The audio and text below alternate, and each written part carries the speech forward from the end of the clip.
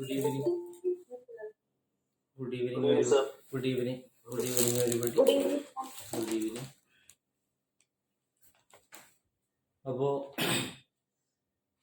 അടുത്തടുത്ത 2 എക്സാമുകൾ നമുക്ക് കഴിഞ്ഞു. ICDS സൂപ്പർവൈസർ, അതേപോലെ തന്നെ പ്രൊബേഷൻ ഓഫീസർ. ഈ 2 എക്സാമുകളിലും തളർച്ചയും വളർച്ചയും നിങ്ങൾക്ക് ഓരോരുത്തർക്കും നേരിടേണ്ടി വന്നിട്ടുണ്ട്. ചിലരെ സംബന്ധിച്ചിടത്തോളം നല്ല രീതിയിൽ എഴുതാൻ കഴിഞ്ഞു, മറ്റു ചിലരെ സംബന്ധിച്ചിടത്തോളം നല്ല രീതിയിൽ എഴുതാൻ കഴിഞ്ഞിട്ടില്ല. ഇങ്ങനെയൊക്കെയുള്ള ബുദ്ധിമുട്ടുകൾ ഉണ്ട്. അപ്പം അതിൽ നിന്നെല്ലാം പല പാഠങ്ങൾ ഉൾക്കൊണ്ടുകൊണ്ട് തിരുത്താൻ കഴിയുന്നതായിരിക്കണം നമ്മളുടെ ജീവിതം എന്നുള്ളത് ആദ്യമേ തന്നെ ഞാൻ പറയട്ടെ. നമ്മളൊരിക്കലും ഒരു എക്സാം അത് കഴിയുമ്പോൾ അതിൽ തളർന്നങ്ങ് വീണ് പോകുന്ന ഒരവസ്ഥയിലേക്ക് എത്തരുത്. അതിന് വലിയൊരു എക്സാമ്പിളാണ് ഇപ്പോൾ നടന്ന പ്രൊബേഷൻ ഓഫീസറുടെ എക്സാം. ഒരു അധ്യാപകൻ എന്നുള്ള രീതിയിൽ എനിക്ക് പറയുമ്പോൾ 2 എക്സാമിലും വലിയ പ്രയാസമൊന്നുമില്ലാത്ത ക്വസ്റ്റ്യൻ പേപ്പർ ആയിരുന്നു 2 എക്സാമിൻ്റെയും എന്നേ പറയാൻ കഴിയത്തുള്ളൂ.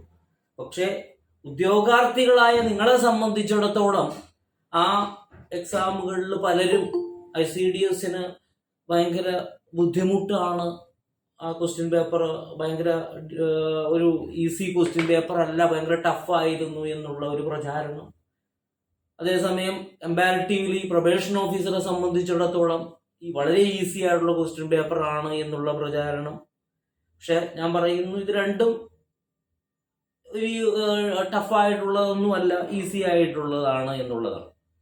അപ്പൊ നിങ്ങൾ എന്താ ചെയ്തതെന്ന് വെച്ചാൽ, ആദ്യത്തെ എക്സാമിൽ നിങ്ങൾക്ക് വളരെ പ്രയാസം തോന്നിയപ്പോൾ നിരാശ ബാധിച്ചുകൊണ്ട് രണ്ടാമത്തെ എക്സാമിൽ അത്ര കാര്യമായിട്ട് നോക്കിയില്ല എന്ന് തന്നെ പറയേണ്ടി വരും.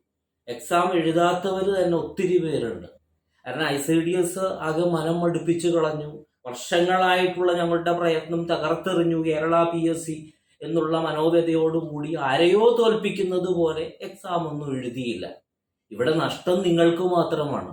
കേരള PSCക്ക് എന്താണ് നഷ്ടമുള്ളത്?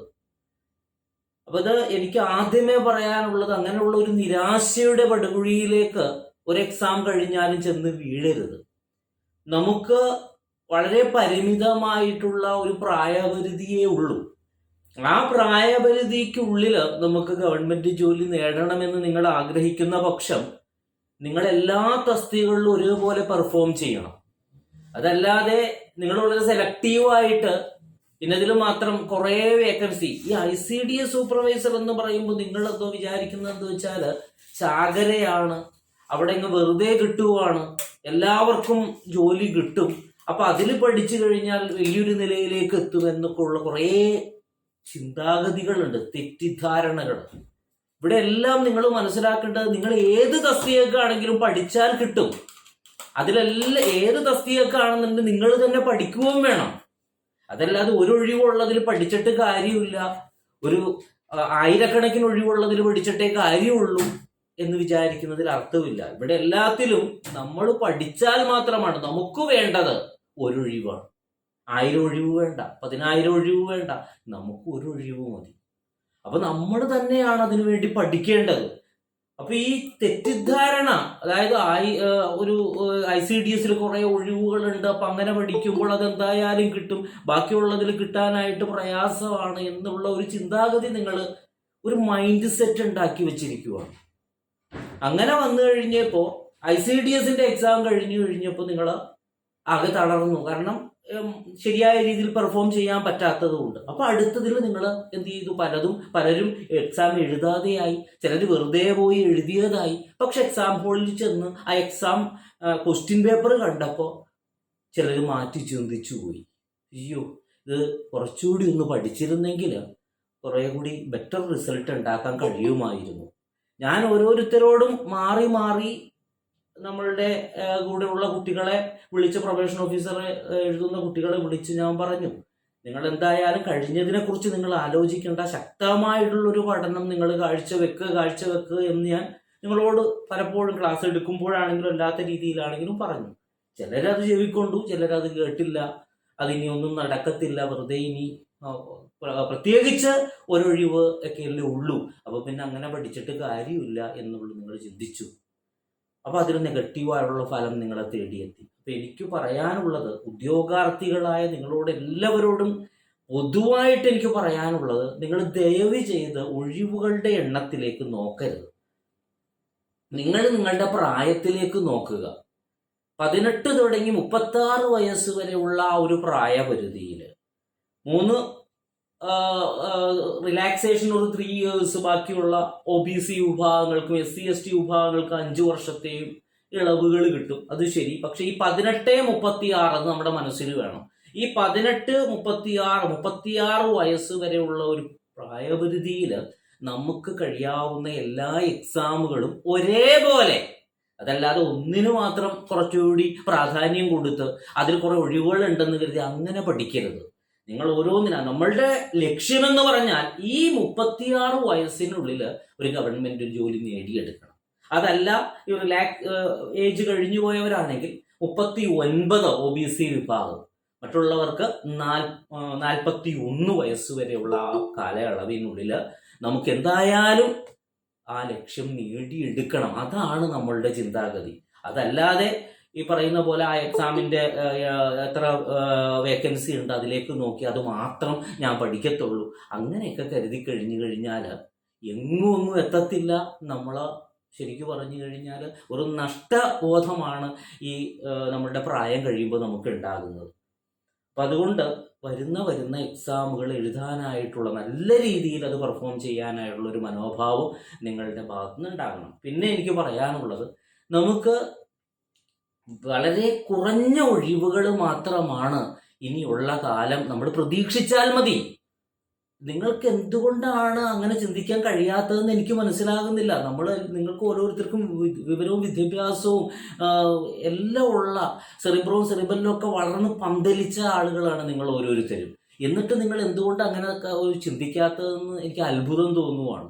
ഇനിയുള്ള കാലം വേക്കൻസികൾ വളരെ കുറവാണ്. എല്ലാവരും വിളിക്കുമ്പോൾ, ഇത് ഞാൻ വീണ്ടും പറയുന്നത് വെച്ചാൽ, വിളിക്കുമ്പോൾ ചോദിക്കുന്ന സാറേ അതിന് ഒഴിവുണ്ടാവും, എത്രയോ മെസ്സേജാണ് എനിക്ക് വരുന്നതെന്നറിയാവോ, വെൽഫെയർ ഓഫീസറിൻ്റെ സാറേ എഴുതണോ, അതിനധികവും വേക്കൻസി ഉണ്ടാകുമോ, അല്ലെങ്കിൽ അടുത്തതിൽ സ്പെഷ്യൽ റിക്രൂട്ട്മെന്റിന് ഞാൻ എഴുതണമോ, കാരണം അതിൽ വേക്കൻസി വരാനായുള്ള സാധ്യതയുണ്ടോ, ഇതൊക്കെയാണ് ചോദ്യം. അപ്പം അതുകൊണ്ടാണ് ഞാനിത് നിങ്ങളോട് വീണ്ടും പറയുന്നത്.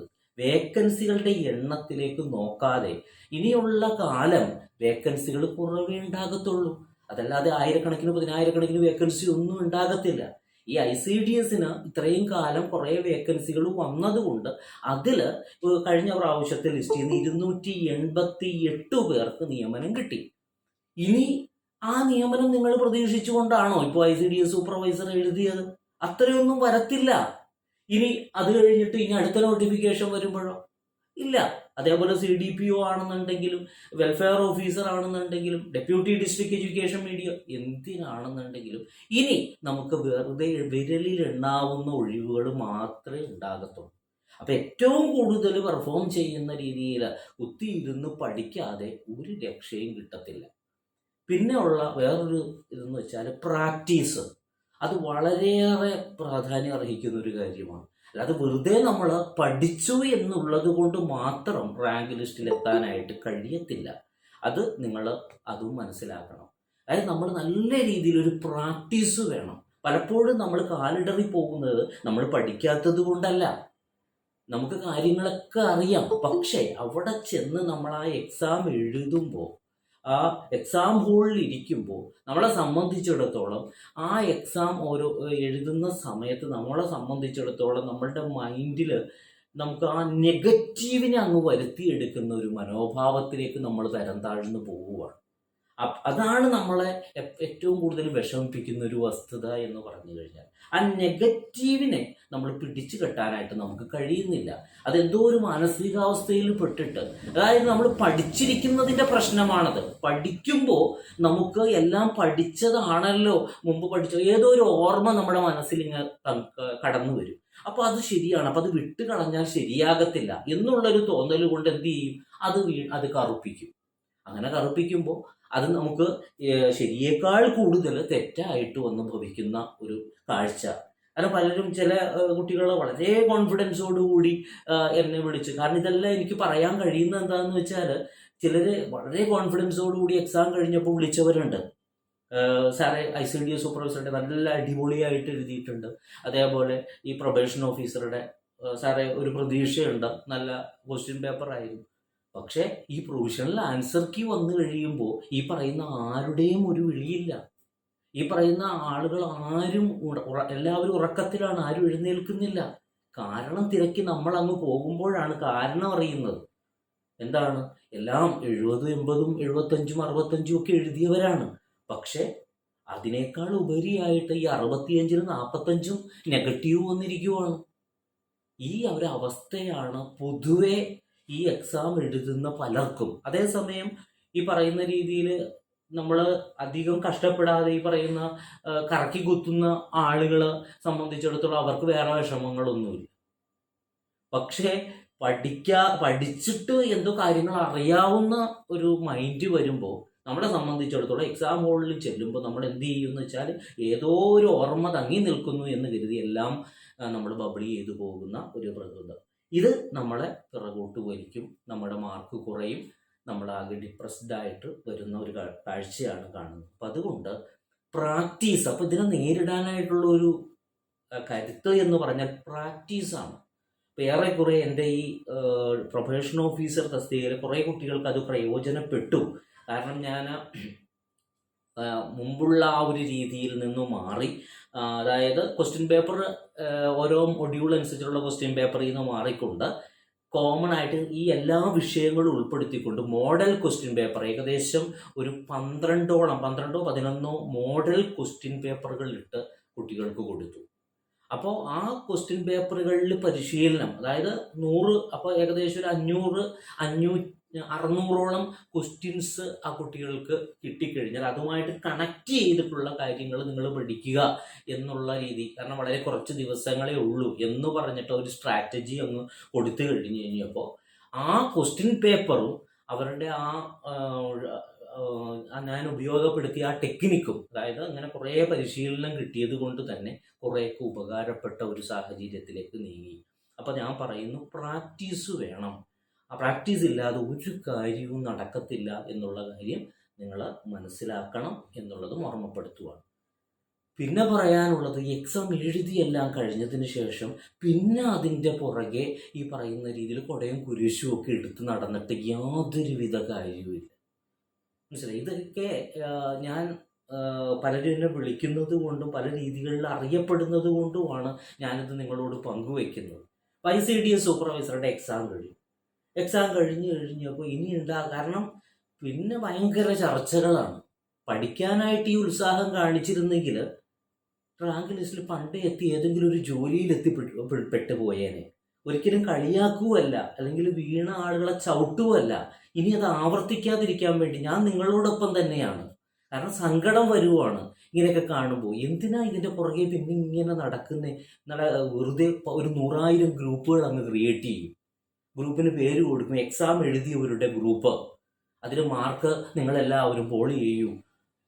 നിങ്ങളൊന്ന് ആലോചിച്ചു, നിങ്ങളെല്ലാവരും അതേപോലുള്ള ഗ്രൂപ്പുകളിൽ അംഗമായവരാണ്. എത്ര പേര് ആ ഗ്രൂപ്പുകളിൽ ഉണ്ടാകും? ഒരു ഗ്രൂപ്പ് എടുത്താൽ അതിൽ എത്ര പേരുണ്ടാകും? ഏകദേശം 18,000 ഇഷ്ടം പേര് എഴുതിയ എക്സാമാണ്. ഈ 18,000 പേരിൻ്റെ പകുതി പോലും കുട്ടികൾ പോൾ ചെയ്യാൻ തയ്യാറായിട്ടുണ്ടോ? പകുതി വേണ്ട, ഒരു 1/4 വന്നിട്ടുണ്ടോ? ഒരു 2,000 പേര് വന്നിട്ടുണ്ടോ? പലതിലും കൂടിയായിട്ട് മിക്സ് ചെയ്ത് വന്നിട്ടില്ല. കാരണം ഇതിൽ വന്നിട്ട് ഇത് എന്തിനു വേണ്ടിയായി ഈ ഗ്രൂപ്പ്? ഇത് ആരായിരിക്കും ഇതിൻ്റെ പിന്നിൽ പ്രവർത്തിക്കുക? ചില കുട്ടികൾ, അതായത് ഈ എഴുതിയവരെ സംബന്ധിച്ചിടത്തോളം അതിൽ കേരളീയരുടെ അല്ല പൊതുവേ ഉള്ളൊരു ഇതുണ്ട്. അതായത് ഞാൻ എഴുതിയിട്ടില്ല, ഇനി മറ്റവൻ എഴുതിയിട്ടുണ്ടോ അല്ലെങ്കിൽ മറ്റവൾ എഴുതിയിട്ടുണ്ടോ എന്നറിയാനായിട്ടുള്ളൊരു വ്യഗ്രത. അപ്പോൾ ആ ഒരു സമാധാനം കിട്ടാൻ വേണ്ടിയിട്ട് ഒരു മനസ്സുഖം, അവൻ എഴുതിയിട്ടില്ല അല്ലെങ്കിൽ അവൾ എഴുതിയിട്ടില്ല, ഓ ആശ്വാസം. നിനക്ക് എത്ര മാർക്ക് കിട്ടി? എനിക്ക് 30. ഓ സമാധാനമുണ്ട്, എനിക്ക് 32 ഉണ്ട്. അപ്പൊ അത് കേൾക്കുമ്പോൾ ഉണ്ടാകുന്ന ഒരു മനസ്സുഖം. ഇവിടെ നിങ്ങൾ ചിന്തിക്കേണ്ടത് ആ മനസ്സുഖം വെറുതെ നൈമിഷികമായിട്ടുള്ള ഒരു മനസ്സുഖം മാത്രമല്ലേ ഉള്ളൂ. നമ്മൾ അതുകൊണ്ട് നമ്മൾ ഈ പറയുന്ന റാങ്ക് ലിസ്റ്റിൽ എങ്ങാനും പെടാൻ പോകുന്നുണ്ടോ? അതിനെ അപേക്ഷിച്ച് വളരെ ക്രിയേറ്റീവായിട്ട് ചിന്തിച്ച് അടുത്ത എക്സാമിന് വേണ്ടി പ്രിപ്പയർ ചെയ്യുക. പ്രൊബേഷൻ ഓഫീസർ ഉള്ളവർ എന്ത് ചെയ്യണമായിരുന്നു? പ്രൊബേഷൻ ഓഫീസർക്ക് വേണ്ടി പഠിക്കുക. ഇതല്ല, ഇത് ഇങ്ങനെ ഒരു ഗ്രൂപ്പ് ഉണ്ടാകും. ഈ ഗ്രൂപ്പ് ഒന്നുകിൽ ആ കുട്ടികൾ ഉണ്ടാക്കും, അതല്ലെങ്കിൽ വേറെ ഏതെങ്കിലും സ്ഥാപനങ്ങളോ ആരെങ്കിലും ഒക്കെ അത് ഉണ്ടാക്കും. എന്നിട്ട് നിങ്ങൾ അറിയാത്ത കുറേ കാര്യങ്ങൾ ഉണ്ടാവും. അതായത് എന്നിട്ട് ആദ്യത്തെ ഒരു 5-6 ദിവസം എല്ലാവരും പോൾ ചെയ്യുക, നിങ്ങൾക്ക് കിട്ടിയ മാർക്കുകൾ പറയുക എന്ന് പറഞ്ഞ് ഭയങ്കര ചൂടേറിയ ഭയങ്കര സംസാരങ്ങളും വാർത്തകളും. പിന്നെ ക്വസ്റ്റ്യൻ പേപ്പറിൽ അങ്ങനെ തെറ്റുണ്ട്, ഇങ്ങനെ തെറ്റുണ്ട്, ക്വസ്റ്റ്യൻ പേപ്പർ ടഫാണ്, ആന തേങ്ങ എന്നൊക്കെ പറഞ്ഞു വരും. ഒരു 5-6 ദിവസം കഴിയുമ്പോൾ ഒരു മെസ്സേജ്, പുതിയതായിട്ടൊരു കോഴ്സ് ആരംഭിക്കുന്നുണ്ട്, താല്പര്യമുള്ളവർ അതിൽ ജോയിൻ ചെയ്യുക, ഈ ലിങ്ക് ഉപയോഗപ്പെടുത്തി അതിലേക്ക് ജോയിൻ ചെയ്യുക. അപ്പം എന്തായിരുന്നു ആ ഗ്രൂപ്പിൻ്റെ ലക്ഷ്യം? ബുദ്ധി ഉപയോഗിക്കുക. എന്തായിരുന്നു ആ ഗ്രൂപ്പിൻ്റെ ലക്ഷ്യം? അതിൽ ഒരു ഇൻസ്റ്റിറ്റ്യൂഷൻ അവരുടെ കാര്യങ്ങൾ അടിച്ചേൽപ്പിക്കാൻ വേണ്ടി നിങ്ങൾ ഓരോരുത്തരെയും അതിൽ കരുവാക്കി. മണ്ടന്മാരും മണ്ടികളുമായ നിങ്ങൾ ഓരോരുത്തരും അതിൽ വന്ന് ജോയിൻ ചെയ്തു. കാരണം എന്തുകൊണ്ടാണ്? നമ്മൾ ബേസിക്കലി നമുക്കൊരു ത്വര കിടക്കുവാണ്. കാരണം അവരെഴുതിയോ ഇവരെഴുതിയോ എന്താണ് അവസ്ഥയെന്ന് അറിയാനായിട്ടുള്ളൊരു വ്യഗ്രത. ഇതിൽ മുതലെടുത്തത് ആരാണ്? അവർക്ക് കുറച്ച് കുട്ടികളായി പറഞ്ഞ രീതിയിൽ കിട്ടി അവരുടെ മുമ്പിൽ കാര്യങ്ങൾ അവതരിപ്പിച്ച്. ഇപ്പോൾ ഒരു 1000 പേരുണ്ട്, അല്ലെങ്കിൽ ഒരു 500 പേരുണ്ടെങ്കിൽ ചിലപ്പോൾ അതിൽ ഒരു 100 പേരോ 50 പേരോ അവരുടെ ആ കോഴ്സിൽ ജോയിൻ ചെയ്യും. അപ്പം അതിന് വേണ്ടിയിട്ടുള്ളട്ടെ അതൊന്നും കുറ്റമാണ് എന്നല്ല കേട്ടോ പറയുന്നേ. അതായത് തനിക്കിതൊന്നും ചെയ്യാൻ പറ്റാത്തതിൻ്റെ രോഷമാണ്. അങ്ങനെ ഒന്നും ചിന്തിക്കരുത്. ഞാൻ അതുകൊണ്ടല്ല പറയുന്നത്. നിങ്ങളുടെ വിലയേറിയ സമയങ്ങൾ അതിൻ്റെ പിന്നിൽ കളയരുതേ എന്നുള്ള ഒരു വിലാപമാണ് ഞാൻ നിങ്ങളുടെ മുമ്പിൽ നിരത്തുന്നത്. അതുപോലെ തന്നെ പിന്നെ അതിനുശേഷം ഞാൻ കണ്ടതാണ്, എനിക്കൊരു കുട്ടി അയച്ചു തന്നതാണ് ആ ഗ്രൂപ്പിൽ വന്നത്. അതായത് ഒരു പരാതി കൊടുക്കുവാണ് PSCക്ക്. ആ പരാതിയുടെ ഉള്ളടക്കം കേട്ടാൽ നമ്മൾ തന്നെ ചിരിച്ചു പോകും. ഞാൻ വർഷങ്ങളായിട്ട് ICDS സൂപ്പർവൈസർ എഴുതുന്ന ഒരു ഉദ്യോഗാർത്ഥിയാണ്. ഞാൻ വർഷങ്ങളായിട്ട് ഇതിനു വേണ്ടി തന്നെ പ്രിപ്പയർ ചെയ്ത ഒരു ഉദ്യോഗാർത്ഥിയാണ്. പെട്ടെന്ന് തന്നെ PSC സിലബസ് അങ്ങ് മാറ്റി. അത് ഞങ്ങൾക്ക് വളരെയേറെ പ്രഹരം ഉണ്ടാക്കി. ആ ആപ്ലിക്കേഷൻ അതേ പോലെ തന്നെയാണ് ഞാൻ ഈ പറയുന്നത്. അത് ഞങ്ങൾക്ക് വളരെയേറെ പ്രഹരം ഉണ്ടാക്കി. അതിനുശേഷം ഇപ്പോൾ നടന്ന എക്സാം ആണെന്നുണ്ടെങ്കിൽ ഞങ്ങളെ വല്ലാതെ വലച്ചു കളഞ്ഞു. അപ്പം അതുകൊണ്ട് ഞങ്ങൾക്കെല്ലാം അവസരങ്ങൾ തീരാറായ ആളുകളാണ്, പ്രായം കഴിയാറായ ആളുകളാണ്. അതുകൊണ്ട് ദയവുണ്ടായി ഈ ലിസ്റ്റ് കുറെ കൂടി വിപുലീകരിക്കണമെന്ന് താഴ്മയായി അപേക്ഷിക്കുന്നു. എന്നിട്ട് ഇതുപോലെ എല്ലാവരും PSCക്ക് ഒരു റെപ്രസെൻറ്റേഷൻ കൊടുക്കണം. ആ കുട്ടി ആ ഗ്രൂപ്പിലിട്ടിരിക്കുന്നത് വേറൊരു കുട്ടി എനിക്ക് ഫോർവേഡ് ചെയ്ത് തന്നിട്ട്, സാർ ഇങ്ങനെയൊക്കെ ഉണ്ടല്ലോ, ഇത് ചെയ്യണമെന്ന് ചോദിച്ച് എന്നോട് അയച്ച ഒരു കാര്യം ആയതുകൊണ്ടാണ്. ഞാൻ ആ ഗ്രൂപ്പിലൊന്നുമില്ല. എനിക്ക് അയച്ചു തന്നപ്പോൾ ഞാൻ ഇതിനെന്താ മറുപടി പറയുക? നിങ്ങളുടെ പ്രായം കഴിഞ്ഞതിന് PSC എന്ത് ചെയ്യണം കുട്ടികളെ? സിലബസ് മാറ്റിയതിന് PSC എന്ത് വേണം? നിങ്ങളുടെ ഉദ്യോഗാർത്ഥികളാണ്, നിങ്ങൾ പഠിക്കണം. സിലബസ് മാറ്റുക അതൊരു അതോറിറ്റിയുടെ അവകാശമാണ്. അല്ലാതെ നിങ്ങൾ ഓരോരുത്തർക്കും പഠിക്കുന്ന ഒരു സാധനം നിങ്ങൾക്കറിയാവുന്ന ക്വസ്റ്റ്യൻ ഇടാൻ പാടുള്ളൂ. പെട്ടെന്ന് തന്നെ സിലബസ് മാറ്റിക്കഴിഞ്ഞപ്പോൾ ഞങ്ങൾ അവതാളത്തിലായി. അവതാളത്തിൽ നിങ്ങൾ ഈ കോമ്പറ്റേറ്റീവ് എക്സാം എന്ന് പറഞ്ഞാൽ എന്താണ് നിങ്ങൾ മനസ്സിലാക്കുന്നത്? നിങ്ങൾ ഇത്ര ബുദ്ധിയില്ലാത്ത രീതിയിൽ അധപതിക്കാനായിട്ടുള്ള കാരണം എന്താണ്? നിങ്ങളിത് പഠിക്കുന്നത് ബുദ്ധി വർദ്ധിക്കുന്ന കാര്യങ്ങൾ വർദ്ധിപ്പിക്കാൻ വേണ്ടിയല്ലേ? ഇതല്ലാതെ ഈ ഒരു ചെറിയൊരു LKG കുട്ടിയുടെ പോലും ബുദ്ധിയില്ലാതെ ഇങ്ങനെ ഒരു റെപ്രസെൻറ്റേഷൻ എഴുതി അങ്ങ് കൊടുത്തു എന്ന് വിചാരിച്ച് എന്തെങ്കിലും വലിയൊരു ഞങ്ങളെയും കൂടി ഉൾപ്പെടുത്തി വലിയൊരു ലിസ്റ്റ് ഉണ്ടാക്കണം. നിങ്ങളെയും കൂടി ഉൾപ്പെടുത്തി വലിയ ലിസ്റ്റ് ഉണ്ടാക്കണം എന്നുണ്ടെങ്കിൽ ഇനിയിപ്പോൾ ഉള്ള കാലത്തൊക്കെ ലിസ്റ്റല്ല, വളരെ ചെറിയ ലിസ്റ്റാണ് ഉണ്ടാകത്തുള്ളൂ.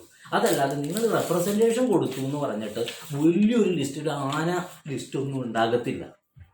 മനസ്സിലായി? വളരെ ചെറിയൊരു ലിസ്റ്റേ ഉണ്ടാകത്തുള്ളൂ. ഇതൊന്നും തിരിച്ചറിയാതെ, ഇതൊക്കെ നിങ്ങൾ തിരിച്ചറിയണം, നിങ്ങൾ മനസ്സിലാക്കണം. അതായത് ഞാൻ പറയുന്നത് ചുരുക്കത്തിൽ, ഈ എക്സാം കഴിഞ്ഞിട്ട് അതിൻ്റെ പുറകെ നടക്കാനായിട്ടുള്ള നിങ്ങളുടെ ശ്രമം നിങ്ങൾ ഉപേക്ഷിക്കുക. അതിനു മുമ്പേ, അതായത് രോഗപ്രതിരോധം ചികിത്സയേക്കാൾ മെച്ചമെന്ന് പറയുന്നത് പോലെ നമ്മൾ നല്ല അടിപൊളിയായിട്ട് പഠിച്ച് അതിൻ്റെ പുറകെ നടക്കാതിരിക്കാനായിട്ടുള്ളൊരു ശ്രമം. നല്ലൊരു മാർക്ക് കിട്ടിയാൽ നമ്മൾ സെക്യൂറാണ്, നമ്മൾ സേഫാണ്. നമ്മൾ പിന്നെ ഇതിൻ്റെ കാര്യങ്ങളൊന്നും ഇതിൻ്റെ പുറകെ പോകേണ്ട വല്ല കാര്യമുണ്ടോ? പിന്നെ ചിലർ കേസ് കൊടുത്താൽ ഞങ്ങൾക്ക് അനുകൂലമായിട്ടുള്ള അതായത് കുറേ ഔട്ട് ഓഫ് സിലബസ് വന്നു. എവിടെയാ കുട്ടികളെ ഔട്ട് ഓഫ് സിലബസ് വന്നത്? എനിക്കൊന്നും മനസ്സിലാകുന്നില്ല. ഈ ഔട്ട് ഓഫ് സിലബസ് എവിടെയാ വന്നതെന്നുള്ളത് എനിക്ക് മനസ്സിലാകുന്നില്ല. അതുമാത്രമല്ല, ലിസ്റ്റ് ഈ പറയുന്ന പോലെ കേസ് കൊടുത്ത് കുറേ കുട്ടികളെ കൂടി ഉൾപ്പെടുത്താൻ പറഞ്ഞിട്ട്, ഇവിടെ നിങ്ങൾ മനസ്സിലാക്കുക, ഇതിൽ നല്ല രീതിയിൽ പെർഫോം ചെയ്തവരുണ്ട്. അവരെ എന്താ നിങ്ങൾ മനസ്സിലാക്കാത്തത്? എന്തുകൊണ്ടാണ് ഈ എക്സാമിൻ്റെ വാല്യുവേഷനും അതല്ലെങ്കിൽ അതിൻ്റെ റാങ്ക് ലിസ്റ്റ് പെട്ടെന്ന് വരാൻ കാരണം എന്താണ്? ഒന്ന് ആലോചിച്ച് നോക്ക്. അപ്പം ഞാൻ ഈ പറഞ്ഞത് നിങ്ങൾക്ക് മനസ്സിലാവും. ഇപ്പോൾ ഇത്രയും പെട്ടെന്ന് എക്സാം നടന്നു, ഇപ്പോൾ അതിൻ്റെ ഷോർട്ട് ലിസ്റ്റ് പ്രസിദ്ധീകരിക്കാൻ തീരുമാനിച്ചു എന്ന് പറഞ്ഞിട്ട് ഒരു സംഭവം നിങ്ങളെല്ലാവരും കണ്ടിട്ടുണ്ടാവും. അതായത് പെട്ടെന്ന് തന്നെ അതിൻ്റെ ലിസ്റ്റ് വരാൻ പോവുകയാണ്. എന്തുകൊണ്ട് അതിൻ്റെ ലിസ്റ്റ് പെട്ടെന്ന് വരും? നമ്മൾ ഇതിൽ മനസ്സിലാക്കേണ്ട ഒരു ഘടകമെന്ന് പറഞ്ഞാൽ, നല്ല രീതിയിൽ എഴുതിയവരും ഇതിൻ്റെ ഉള്ളിലുണ്ട്. അവർ നല്ല രീതിയിൽ പ്രഷറൈസ് ചെയ്യുന്നുണ്ട്. അതിൻ്റെ ലിസ്റ്റ് പെട്ടെന്ന് വരാൻ. അപ്പം അതനുസരിച്ചിട്ട് പെട്ടെന്ന് വരുന്നു. അപ്പം നമ്മൾ ഈ ലിസ്റ്റുകളിലും എല്ലാത്തിലും ഒക്കെ കുറേ പിന്നാമ്പുറത്തുള്ള കുറേ കാര്യങ്ങളുണ്ട്. അപ്പോൾ നിങ്ങൾ കുറേ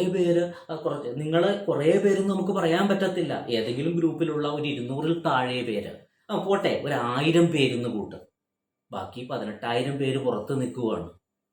നിങ്ങൾ ഈ 1000 പേരെ എടുത്തിട്ടാണ് എക്സാം ടഫ് എന്ന് പറയുന്നത്. ബാക്കിയുള്ള 18,000 പേരുടെ കാര്യം നിങ്ങൾ ചിന്തിക്കുന്നേയില്ല. ഈ നല്ല രീതിയിൽ എഴുതിയവർ എത്രയും പെട്ടെന്ന് ആ ലിസ്റ്റ് വരാൻ വേണ്ടിയിട്ട് അതിൻ്റെ പുറകെ കിടന്ന് കളിക്കും. ഇതൊന്നും നിങ്ങൾ മനസ്സിലാക്കുന്നില്ല. അപ്പം അതുകൊണ്ട് ഇതിൽ എഴുതിയതിന് ശേഷം ഇതിൻ്റെ പുറകെ നടക്കുന്ന പരിപാടി അവസാനിപ്പിക്കുക. എഴുതുന്നതിന് മുമ്പ് വളരെ കാര്യമായിട്ട് തന്നെ പഠിച്ചാൽ ലക്ഷ്യം നേടാനായിട്ട് നോക്കുക. അതേപോലെ കേസ് ഇപ്പോൾ വരുന്ന ഈ കാലഘട്ടങ്ങളിൽ എല്ലാ ഹൈക്കോടതിയിൽ വരുന്നതായാലും ട്രൈബ്യൂണലിൽ വരുന്നതായിട്ടുള്ള കേസുകളുടെ സ്വഭാവം എടുത്ത് പരിശോധിച്ച് നോക്കിയാൽ അതിൽ കൺസിഡർ ചെയ്യാൻ പറഞ്ഞിട്ട് PSCക്ക് ആ റെപ്രസെൻറ്റേഷൻ കൺസിഡർ ചെയ്യാൻ പറഞ്ഞിട്ട് PSCക്ക് ഡയറക്ഷൻ കൊടുക്കുന്ന ഒരു രീതിയാണ്. അതങ്ങനെ ചെയ്യണമെന്നുള്ള ഡയറക്ഷൻ അല്ല എന്നുള്ളത് പ്രത്യേകം ശ്രദ്ധിക്കണം. കൺസിഡർ ചെയ്യുക, ഈ കുട്ടികളുടെ കാര്യം അല്ലെങ്കിൽ ഈ കുട്ടികളുടെ റെപ്രസെൻറ്റേഷൻ കൺസിഡർ ചെയ്യുക. നിങ്ങൾ ഹാപ്പിയാവും. അയ്യോ, കേസ് കൊടുത്തിട്ട് ഒരു ഫലം ഉണ്ടായല്ലോ. എന്താ കൺസിഡർ ചെയ്യുക? കേരള PSC അത് എടുത്തിട്ട് കൺസിഡർ ചെയ്യണേ ഇത്രയേ ഉള്ളൂ. ഞങ്ങൾക്ക് നിലവിൽ അതുകൊണ്ട് ഈ പറയുന്ന സാഹചര്യത്തിൽ ഇന്ന കാരണങ്ങൾ കൊണ്ട് അത് ഇനി പ്രാബല്യത്തിൽ വരുത്താൻ കഴിയത്തില്ല. എവിടെ കോടതിയെ ലക്ഷ്യം വരുന്നത്? കൺസിഡർ ചെയ്യുക എന്ന് വെച്ചാൽ പരിഗണിക്കാൻ കഴിയുന്നെങ്കിൽ നിങ്ങൾ പരിഗണിക്കുക. അതേസമയം ഡയറക്ഷൻ അങ്ങനെയല്ല. അത് ചെയ്തേ പറ്റൂ എന്നുള്ള ഡയറക്ഷൻ പൊതുവായിട്ടൊരു 99% അങ്ങനെയുള്ള ഡയറക്ഷനൊന്നും പോകാറില്ല. അപ്പോൾ തന്നെ ICD സൂപ്പർവൈസറിൻ്റെ നിങ്ങളുടെ മുമ്പുള്ള ആളുകൾ കൊടുത്തു. നിങ്ങളുടെ അനുപാതം അംഗൻവാടി വർക്കേഴ്സിൻ്റെ എന്തായി? ട്രൈബ്യൂണല് ജനറലുകാരെ കളിയാക്കി എന്നുള്ള രീതിയിലാണ് പറഞ്ഞത്. കാരണം അവരുടെ കാര്യത്തിൽ നിങ്ങൾ എന്തിനാണ് ഇത്ര ഇത് കാണിക്കുന്നത് എന്നുള്ള രീതിയിലുള്ളൊരു ചോദ്യമാണ് ട്രൈബ്യൂണൽ ഉന്നയിച്ചത്. അപ്പോൾ നിങ്ങൾ വിചാരിക്കും ഒരു 500 രൂപ എല്ലാവരും കൊടുത്ത് ഒരു കേസങ്ങ് കൊടുത്തു കഴിയുമ്പോൾ വലിയ സാമ്പത്തിക പ്രശ്നമൊന്നുമില്ല, 500 രൂപയല്ലേ. പക്ഷേ ഇത് കിട്ടുന്ന ആളെ സംബന്ധിച്ചിടത്തോളം കേസ് നടത്തുന്ന ആൾക്ക് ഗുണം. അത് കഴിഞ്ഞിട്ട് കിട്ടുന്നത് ഇങ്ങനെ ഒരു ഓർഡർ കേരള PSCയോട് കൺസിഡർ ചെയ്യാൻ പറഞ്ഞിട്ടുണ്ട് എന്ന് പറഞ്ഞിട്ട് നമ്മൾ കേസ് കൊടുത്ത ആൾ പറയും. അപ്പം നിങ്ങൾ ഓർക്കും, ശരി, നമ്മൾ കൊടുത്തതിന് ഫലം ഉണ്ടായല്ലോ. എന്ത് ഫലം? ഒരു ഫലവും ഇല്ല. കൺസിഡർ ചെയ്യുന്നത് അവർ ഈ പറയുന്ന രീതിയിൽ എന്തെങ്കിലും ആയിട്ട് എഴുതി അത് ക്ലോസ് ചെയ്യും. ഇതാണ് നടക്കുക. അപ്പം നമ്മളിനി കേസിൻ്റെ പുറകെ പോയിട്ടൊന്നും കാര്യമില്ല എന്നുള്ളത്. എല്ലാ എക്സാം കഴിഞ്ഞാലും ഭയങ്കര ആവേശവും ഇതൊക്കെയാണ് ഓരോ ഗ്രൂപ്പുകളിലും. ഇതുപോലുള്ള കുറേ ചൂടേറിയ ചർച്ചകളാണ് നടന്നുകൊണ്ടിരിക്കുന്നത്. ഇതിലൊന്നും ക്രിയേറ്റീവായിട്ട് ഒരു കാര്യവും നടക്കത്തുമില്ല. എക്സാം എഴുതിയിട്ടേ ഉള്ളൂ, റാങ്ക് ലിസ്റ്റ് വന്നിട്ടില്ല, ഷോർട്ട് ലിസ്റ്റ് വന്നിട്ടില്ല. ഭയങ്കര ചർച്ചകൾ. എന്തിനെ പറ്റിയാ? എത്ര വേക്കൻസി ഉണ്ടാവും, എവിടെയൊക്കെ ഉണ്ട്? ആദ്യം ഇതിൻ്റെ ലിസ്റ്റൊക്കെ ഒന്ന് വരണ്ടേ, മനസ്സിലായി? പിന്നെ പുതിയ വേക്കൻസി ക്രിയേറ്റ് ചെയ്യാൻ പറഞ്ഞിട്ട് കേസ് കൊടുക്കാമോ? അടുത്തൊരു സംശയം. ഇവിടെ നമ്മുടെ സർക്കാരിന് ഫണ്ടില്ലാതെ കിടന്ന് അങ്ങോട്ടും ഇങ്ങോട്ടും കിടന്ന് ഓടുകയാണ്. പുതിയ തസ്തികകൾ സൃഷ്ടിക്കുമോ? സൃഷ്ടിക്കത്തില്ല. ഇപ്പോൾ ഉള്ളത് തന്നെ എങ്ങനെയെങ്കിലും അത് ഇതാക്കി കൊണ്ടുപോകാനാണ് നോക്കുന്നത്. അപ്പോൾ ആ ഒരു രീതിയിലൊന്നൊരു ഡയറക്ഷനും നമുക്ക് കോടതി ഭാഗത്ത് നിന്ന് കിട്ടത്തില്ല എന്നുള്ളത് ആദ്യമേ തന്നെ മനസ്സിലാക്കുക. അതിന് LLB പഠിക്കണ്ട, വെറും കോമൺ സെൻസ് മാത്രം ഉപയോഗിച്ചാൽ മതി. അപ്പം അതുകൊണ്ട് ചുരുക്കത്തിൽ പറഞ്ഞാൽ എക്സാം കഴിഞ്ഞിട്ടുള്ള മരണവെപ്രാളവും ഇതുപോലുള്ള ഗ്രൂപ്പുകളിലുള്ള ചൂടേറിയ ചർച്ചകളും വെറുതെ സമയം കളയാം എന്ന് മാത്രമേ ഉള്ളൂ. എക്സാം ഈ റാങ്ക് ലിസ്റ്റ് വന്നതിന് ശേഷം റിപ്പോർട്ട് ചെയ്യാത്ത വേക്കൻസികൾ റിപ്പോർട്ട് ചെയ്യിക്കാൻ വേണ്ടിയിട്ട് അതിനും ഈ പറയുന്ന പോലെ പല രാഷ്ട്രീയ ഇടപാടുകളൊക്കെ നടത്തി അതിനു വേണ്ടി ഓടി നടന്നാൽ അതിനുള്ള ഫലം കാണും എന്നുള്ളത് മാത്രമാണ് ആകെ ഉള്ള ഒരു പ്രതിവിധി എന്ന് പറയുന്നത്. അതല്ലാതെ ഈ പറയുന്ന രീതിയിൽ റെപ്രസെൻറ്റേഷൻ കൊടുത്തതുകൊണ്ടോ കേസ് കൊടുത്തതുകൊണ്ടോ ഒന്നും ഒരു രീതിയിലും ഫലം കാണാൻ പോകുന്നില്ല എന്നുള്ളതും നിങ്ങൾ വ്യക്തവും കൃത്യവുമായിട്ട് മനസ്സിലാക്കണം എന്ന് ഞാൻ ഈ അവസരത്തിൽ ഓർമ്മപ്പെടുത്തുകയാണ്. അപ്പോൾ പറഞ്ഞ കാര്യങ്ങളിൽ നമ്മൾ മനസ്സിലാക്കി നമ്മളിതിന് ശേഷം നമ്മുടെ എക്സാമിന് ശേഷം നടന്നിട്ട് കാര്യമില്ല. അപ്പോൾ എക്സാമിന് മുമ്പ് നമ്മൾ എന്ത് ചെയ്യണം? നമ്മൾ ശക്തമായിട്ടുള്ള പഠനം നമ്മൾ കാഴ്ചവെക്കണം.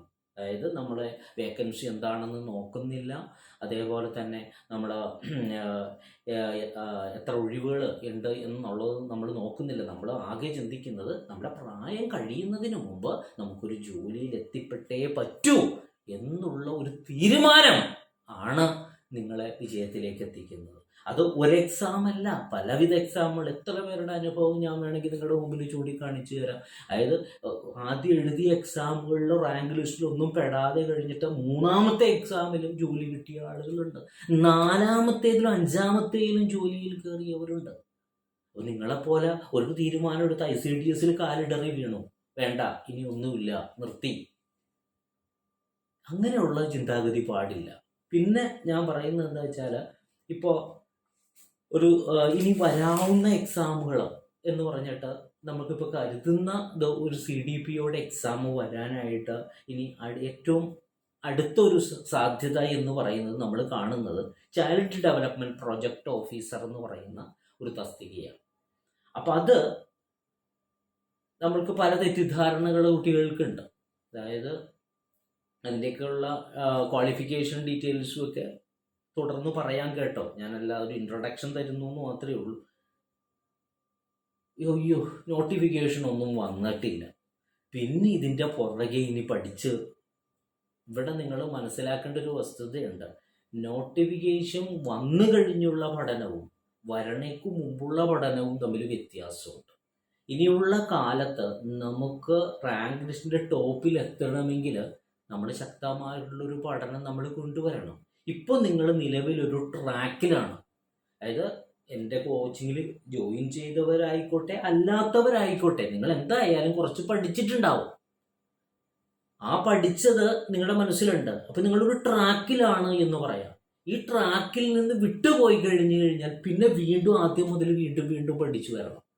അതേസമയം ഈ ട്രാക്കിൽ നിന്ന് വിട്ടുപോകാതെ നിങ്ങൾ തുടർച്ചയായിട്ട് അങ്ങ് പഠിച്ചു കഴിഞ്ഞാൽ ഏതെങ്കിലും ഒന്നിൽ നമുക്ക് കയറാൻ കഴിയും, ഉറപ്പാണ്. കാരണം വെച്ചാൽ ഇതെല്ലാം ഇതിൽ വരുന്ന സബ്ജക്റ്റുകളെല്ലാം ഓവർലാപ്പ് ചെയ്ത് വരുവാണ്. സോഷ്യോളജി ഉണ്ട്, സോഷ്യൽ വർക്ക് ഉണ്ട്. അതല്ലാതെ വെൽഫെയർ ഓഫീസർക്കുള്ള സോഷ്യൽ വർക്ക് എന്ന് പറഞ്ഞാൽ അതിൽ തങ്കം കെട്ടിയ സോഷ്യൽ വർക്കൊന്നുമല്ല, മനസ്സിലായോ? മറ്റേതിൽ വെള്ളിയാണ്, അങ്ങനെയൊന്നുമല്ല. എല്ലാം ഒരു സംഭവം തന്നെയാണ്.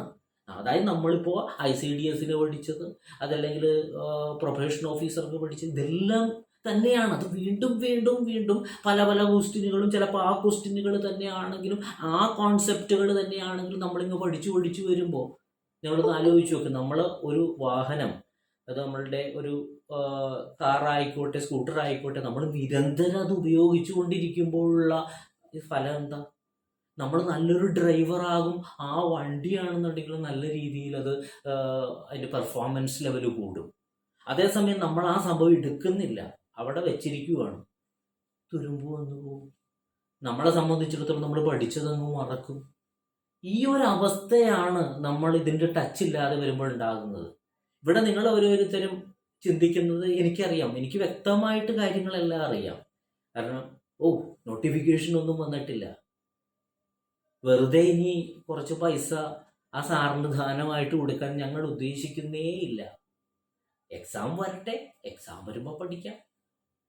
അതായത് നമ്മളെല്ലാവരും ഇപ്പൊ നല്ല ഒരു സാധനം നമുക്ക് എവിടെന്നെങ്കിലും ഇപ്പോൾ കുറച്ച് പൈസക്ക് കിട്ടും എന്ന് അറിഞ്ഞു കഴിഞ്ഞാൽ നമ്മൾ എന്ത് ചെയ്യുന്ന വെച്ചാൽ, വേണ്ട, ഇപ്പൊ ഒന്നും വേണ്ട, ഞാനും നിങ്ങൾ വന്നിട്ട് എന്ത് ചെയ്യുന്ന വെച്ചാൽ കുറച്ച് ദിവസം കഴിഞ്ഞിട്ട് ആ സാധനം തന്നെ ഭയങ്കര വില കൂടിയ പൈസക്ക്, പക്ഷെ നമുക്ക് അതുകൊണ്ട് ചിലപ്പോൾ ഒരു ഉപകാരവും കിട്ടാത്ത രീതിയിൽ ആയി പോവുകയും ചെയ്യും. അതായത് ആവശ്യത്തിന് നമ്മൾ മുഖം തിരിച്ചങ്ങ് നിൽക്കും, വേണ്ട, ഇപ്പൊ വേണ്ട. അവസാനം നമ്മൾ അത് മേടിക്കുകയും ചെയ്യും, സമയം കഴിഞ്ഞു പോയിട്ടുണ്ടാവും. അതുകൊണ്ട് ദയവ് ചെയ്ത് ആ ഒരു രീതിയിലേക്ക് തരം താഴ്ന്നു പോകരുത് എന്നാണ് എനിക്ക് പറയാനുള്ളത്. ഞാൻ പറഞ്ഞില്ല, ഇത് ഈ കോഴ്സിലോട്ട് കയറി വരണം എന്നുള്ള ഒരു ക്ഷണം അല്ല നടത്തുന്നത് എന്നുള്ളതും നിങ്ങൾ ആലോചിച്ച് നോക്കുക. അതായത് നിങ്ങൾ വലിയ കുട്ടികളാണ്, നിങ്ങൾക്ക് തീരുമാനമെടുക്കാനുള്ള കപ്പാസിറ്റി ഉണ്ട്. അത് എൻ്റെ കോച്ചിങ്ങിൽ വേണമെന്നില്ല.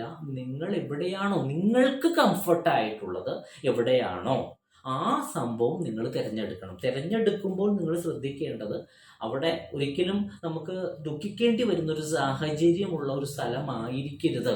എവിടെയായാലും ഇപ്പം എന്നെപ്പറ്റിയാണെന്നുണ്ടെങ്കിൽ അറിയാത്തവരും ഇതിലുണ്ട്. അറിയണം, ചോദിച്ചു മനസ്സിലാക്കണം. എങ്ങനെയുണ്ട് കോച്ചിങ്, ഇത് പറയുന്ന കാര്യങ്ങൾ എല്ലാം സത്യമാണോ, ഇതുകൊണ്ട് ഈ കോച്ചിങ് കൊണ്ട് ആർക്കെങ്കിലുമൊക്കെ ഉപകാരം ഉണ്ടായിട്ടുണ്ടോ, അല്ലെങ്കിൽ വെറുതെ ഇങ്ങനെ ഗ്യാസ് ആണോ ഈ പറഞ്ഞുകൊണ്ടിരിക്കുന്നത്, ഇതെല്ലാം നിങ്ങൾ ഓരോരുത്തരും മനസ്സിലാക്കണം. അത് എൻ്റെന്നല്ല, എവിടെ പോയാലും നിങ്ങൾ അത് ചോദിച്ചു മനസ്സിലാക്കണം. കാരണം ഒത്തിരി കുട്ടികൾക്ക് പൈസ നഷ്ടപ്പെട്ടതിൻ്റെയും അതുപോലെ ഉദ്ദേശിച്ച രീതിയിലുള്ള കോച്ചിങ് കിട്ടാത്തതിൻ്റെ ദുഃഖം എന്നോട് പങ്കുവെച്ചത് ഞാൻ അറിഞ്ഞത് കൊണ്ടാണ് നിങ്ങളോട് ഞാനിത് ദയവ് ചെയ്ത് പറയുന്നത്. അപ്പോൾ ഞാൻ പറഞ്ഞില്ലേ, എല്ലാവർക്കും ചിലപ്പോൾ എൻ്റെ ക്ലാസ് ചിലപ്പോൾ ഇഷ്ടപ്പെട്ടെന്ന് വരത്തില്ല. ചില ആളുകൾക്ക് ചിലപ്പോൾ ഈ ക്ലാസ് അത്ര പോരാ, വേറെ ഏതെങ്കിലും ആയിരിക്കും കംഫർട്ട്. അതായത് ഓരോരുത്തർക്കും പല പല രീതികളാണ്, മനസ്സിലായി. ഇപ്പം എന്നെ സംബന്ധിച്ചിടത്തോളം ഞാൻ പഠിക്കുമ്പോൾ എനിക്ക് നല്ല ഉറക്ക വായിച്ച് പഠിക്കുമ്പോഴാണ് എനിക്ക് കിട്ടത്തുള്ളൂ.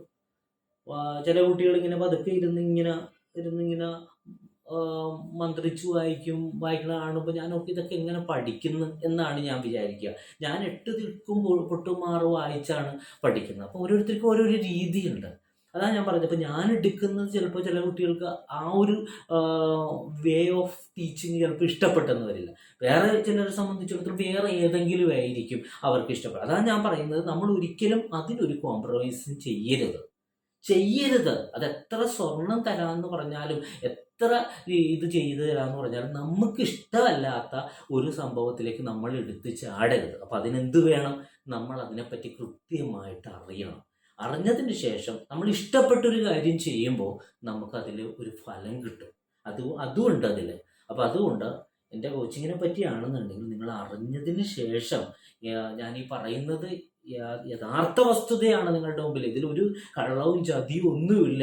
ചിലപ്പോൾ അല്ലാത്ത രീതിയാണെങ്കിൽ ഇങ്ങ് ചേരു മക്കളെ എന്ന് പറഞ്ഞു വിളിക്കാം. അതാണ് ഞാൻ പറഞ്ഞത്, നിങ്ങളെല്ലാം ചോദിച്ചറിഞ്ഞതിന് ശേഷം, ഇത് പറയുന്നത് സത്യമാണോ എന്ന് മനസ്സിലാക്കിയതിന് ശേഷം മാത്രം ജോയിൻ ചെയ്യുക എന്നുള്ള തീരുമാനത്തിലേക്ക് എത്തണം എന്ന് ഞാൻ ഓർമ്മപ്പെടുത്തുകയാണ്.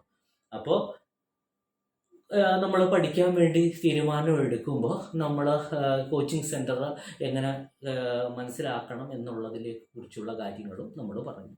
ഇനി നമുക്ക് ഇത് ഈ പറയുന്ന 4 സ്ട്രീമുകാർക്കും ഏതൊക്കെ എക്സാം എഴുതാൻ പറ്റും, എന്തൊക്കെയാണ് ഇനി അടുത്ത വരുന്ന എക്സാമുകൾ, അപ്പം അതിനെക്കുറിച്ചിട്ടുള്ളൊരു ചെറിയൊരു ഐഡിയ എങ്കിലും നമുക്ക് വേണം. കാരണം നമ്മളെല്ലാവരും ഇപ്പോൾ MSW അല്ലെങ്കിൽ സോഷ്യോളജി, അതേപോലെ സൈക്കോളജി ഒക്കെ പഠിച്ചവരാണ്. അപ്പം നമുക്ക് പറ്റാവുന്ന എക്സാം ഏതൊക്കെയാണ് എന്നുള്ള ആശയക്കുഴപ്പമുണ്ട്. കാരണം എന്താണെന്ന് വെച്ചാൽ, നിങ്ങൾ ഓരോരുത്തരും സംബന്ധിച്ചിടത്തോളം ഇപ്പോൾ ഒരു എക്സാമുകൾ ഇങ്ങനെ എഴുതുമ്പോൾ ഒരാവേശമാണ്, ഇനി അടുത്തത് എഴുതാനായിട്ട് ഇനി എന്നാ ഉണ്ടാകുക. ഇപ്പോഴേ ചോദിച്ചു തുടങ്ങി കുട്ടികൾ, ICDSന്റെ ഇനി എന്ന് വരും സാറേ, എത്രയോ കോളാ വരുന്നതെന്നറിയാമോ, എത്രയോ മെസ്സേജുകളാണ് വരുന്നതെന്നറിയാമോ. ഇപ്പം കഴിഞ്ഞ ലിസ്റ്റ് പോലും വന്നിട്ടില്ല. ഇനി എന്നത്തേക്ക് വരും ICDS സൂപ്പർവൈസർ എന്ന് ചോദിക്കുന്നവരാണ്.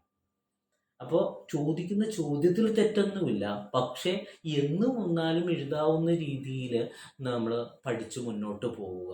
അതിന് വേണ്ടിയിട്ടാണ് ഞാനിപ്പോൾ എടുക്കുന്ന ഈ കോഴ്സ് എന്ന് പറഞ്ഞു കഴിഞ്ഞാൽ, അത് ഞാൻ ഒരിക്കലും അത് എടുക്കാൻ വേണ്ടിയിട്ട് ഉദ്ദേശിച്ചതല്ല. കുട്ടികളുടെ, നമ്മൾ പഠിപ്പിച്ച കുട്ടികളുടെ അഭ്യർത്ഥന മാനിച്ചുകൊണ്ട് മാത്രമാണ് ഈ നോട്ടിഫിക്കേഷൻ വരാതെ ഈ കോഴ്സ് എന്നാൽ സ്റ്റാർട്ട് ചെയ്യാമെന്ന് വിചാരിക്കുന്നത്. അതായത് CDPOയുടെയും ICDS സൂപ്പർവൈസറുടെയും ഒരു കമ്പൈൻഡ് ആയിട്ടുള്ള ഒരു കോഴ്സ്, അതായത് രണ്ടിനും അത് ഉപകാരപ്പെടും. പിന്നെ അതുമായിട്ട് റിലേറ്റ് ചെയ്ത് എന്ത് വന്നാലും നമുക്ക് ആ ഇതിലുള്ള സംഭവങ്ങൾ എന്തായാലും ഉപകാരപ്പെടും. നിങ്ങൾക്ക് ഗവൺമെൻറ് തലത്തിലല്ലെങ്കിലും നിങ്ങൾക്ക് വേറെ ഏതെങ്കിലും ഒരു ഇൻ്റർവ്യൂ, അതേപോലെ തന്നെ വേറെ ഇപ്പോൾ നെറ്റ് എക്സാം എഴുതുന്നവർക്ക്, സെറ്റ് എക്സാം എഴുതുന്നവർക്ക്, ഇതൊക്കെ എല്ലാവർക്കും ഈ പറയുന്ന സോഷ്യോളജി അല്ലെങ്കിൽ സോഷ്യൽ വർക്ക്, ഇതൊക്കെ ഹോം സയൻസിൽ പറയുന്ന കാര്യങ്ങളെല്ലാം ഈ പറയുന്ന രീതിയിൽ നിങ്ങൾക്ക് ഉപകാരപ്പെടുന്നതാണ്.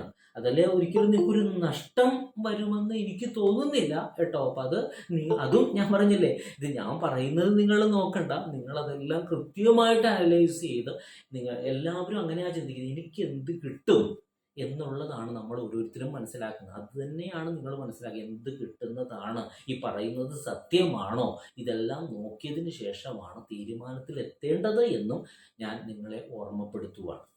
അപ്പോൾ ഈ എല്ലാവർക്കും അപേക്ഷിക്കാവുന്ന ഒന്നാമത്തെ ഒരു പോസ്റ്റാണ് നമ്മളിപ്പോൾ എഴുതി കഴിഞ്ഞ ICDS സൂപ്പർവൈസർ തസ്തിക എന്ന് പറയുന്നത്. അതിൻ്റെ ഏജ് ലിമിറ്റ് പൊതുവായിട്ട് അങ്ങ് പറയുവാണ്, അത് നിങ്ങൾക്ക് അറിയാം എങ്കിൽ പോലും ഒരു ഇൻട്രൊഡക്ഷൻ എന്നുള്ളതിലേക്ക് നമ്മളുടെ ഏറ്റവും പ്രധാനപ്പെട്ട ഒരു നിങ്ങൾ വളരെയേറെ ആകാംക്ഷയോടെ ഇരിക്കുന്ന അല്ലെങ്കിൽ ചാകരയാണ് എന്ന് കരുതുന്ന ICDS സൂപ്പർവൈസറെ വിസ്മരിച്ചുകൊണ്ട് നമുക്ക് പോകാൻ കഴിയത്തില്ലല്ലോ. അപ്പോൾ അതുകൊണ്ടാണ് ഞാൻ പറയുന്നത്, ICDS സൂപ്പർവൈസർ എന്ന് പറയുമ്പോൾ ഈ എല്ലാ സ്ട്രീമുകാർക്കും എഴുതാൻ പറ്റും. അതായത് psychology, sociology, social work, home science വിഭാഗങ്ങൾക്കൊക്കെ എഴുതാവുന്നവരാണ്. ഇതാണ് 18-നും 36-നും മധ്യേ പ്രായം, അതായത് ഏജ് ലിമിറ്റ്. പിന്നെ റിലാക്സേഷൻ വരും, 3 വർഷത്തെ ഏജ് റിലാക്സേഷൻ വരും. അതേപോലെ ഏതെങ്കിലും ഡിസിപ്ലിനിലുള്ള ഡിഗ്രി, പക്ഷേ ബാലസേവിക ട്രെയിനിങ് സർട്ടിഫിക്കറ്റ് ഉള്ളവർക്ക് അപേക്ഷിക്കാൻ പറ്റും. അതല്ലെങ്കിൽ pre primary teachers training certificate ഉള്ളവർക്ക് അപേക്ഷിക്കാൻ പറ്റുന്നതാണ് എന്നുള്ളതാണ്. അതേപോലെ ഹയർ ക്വാളിഫിക്കേഷൻ ഉള്ളവർക്കും, ഡിഗ്രി പറഞ്ഞതിൽ അതിന് മുകളിൽ പോസ്റ്റ് ഗ്രാജുവേഷൻ ഉള്ളവർക്കും അപേക്ഷിക്കാം.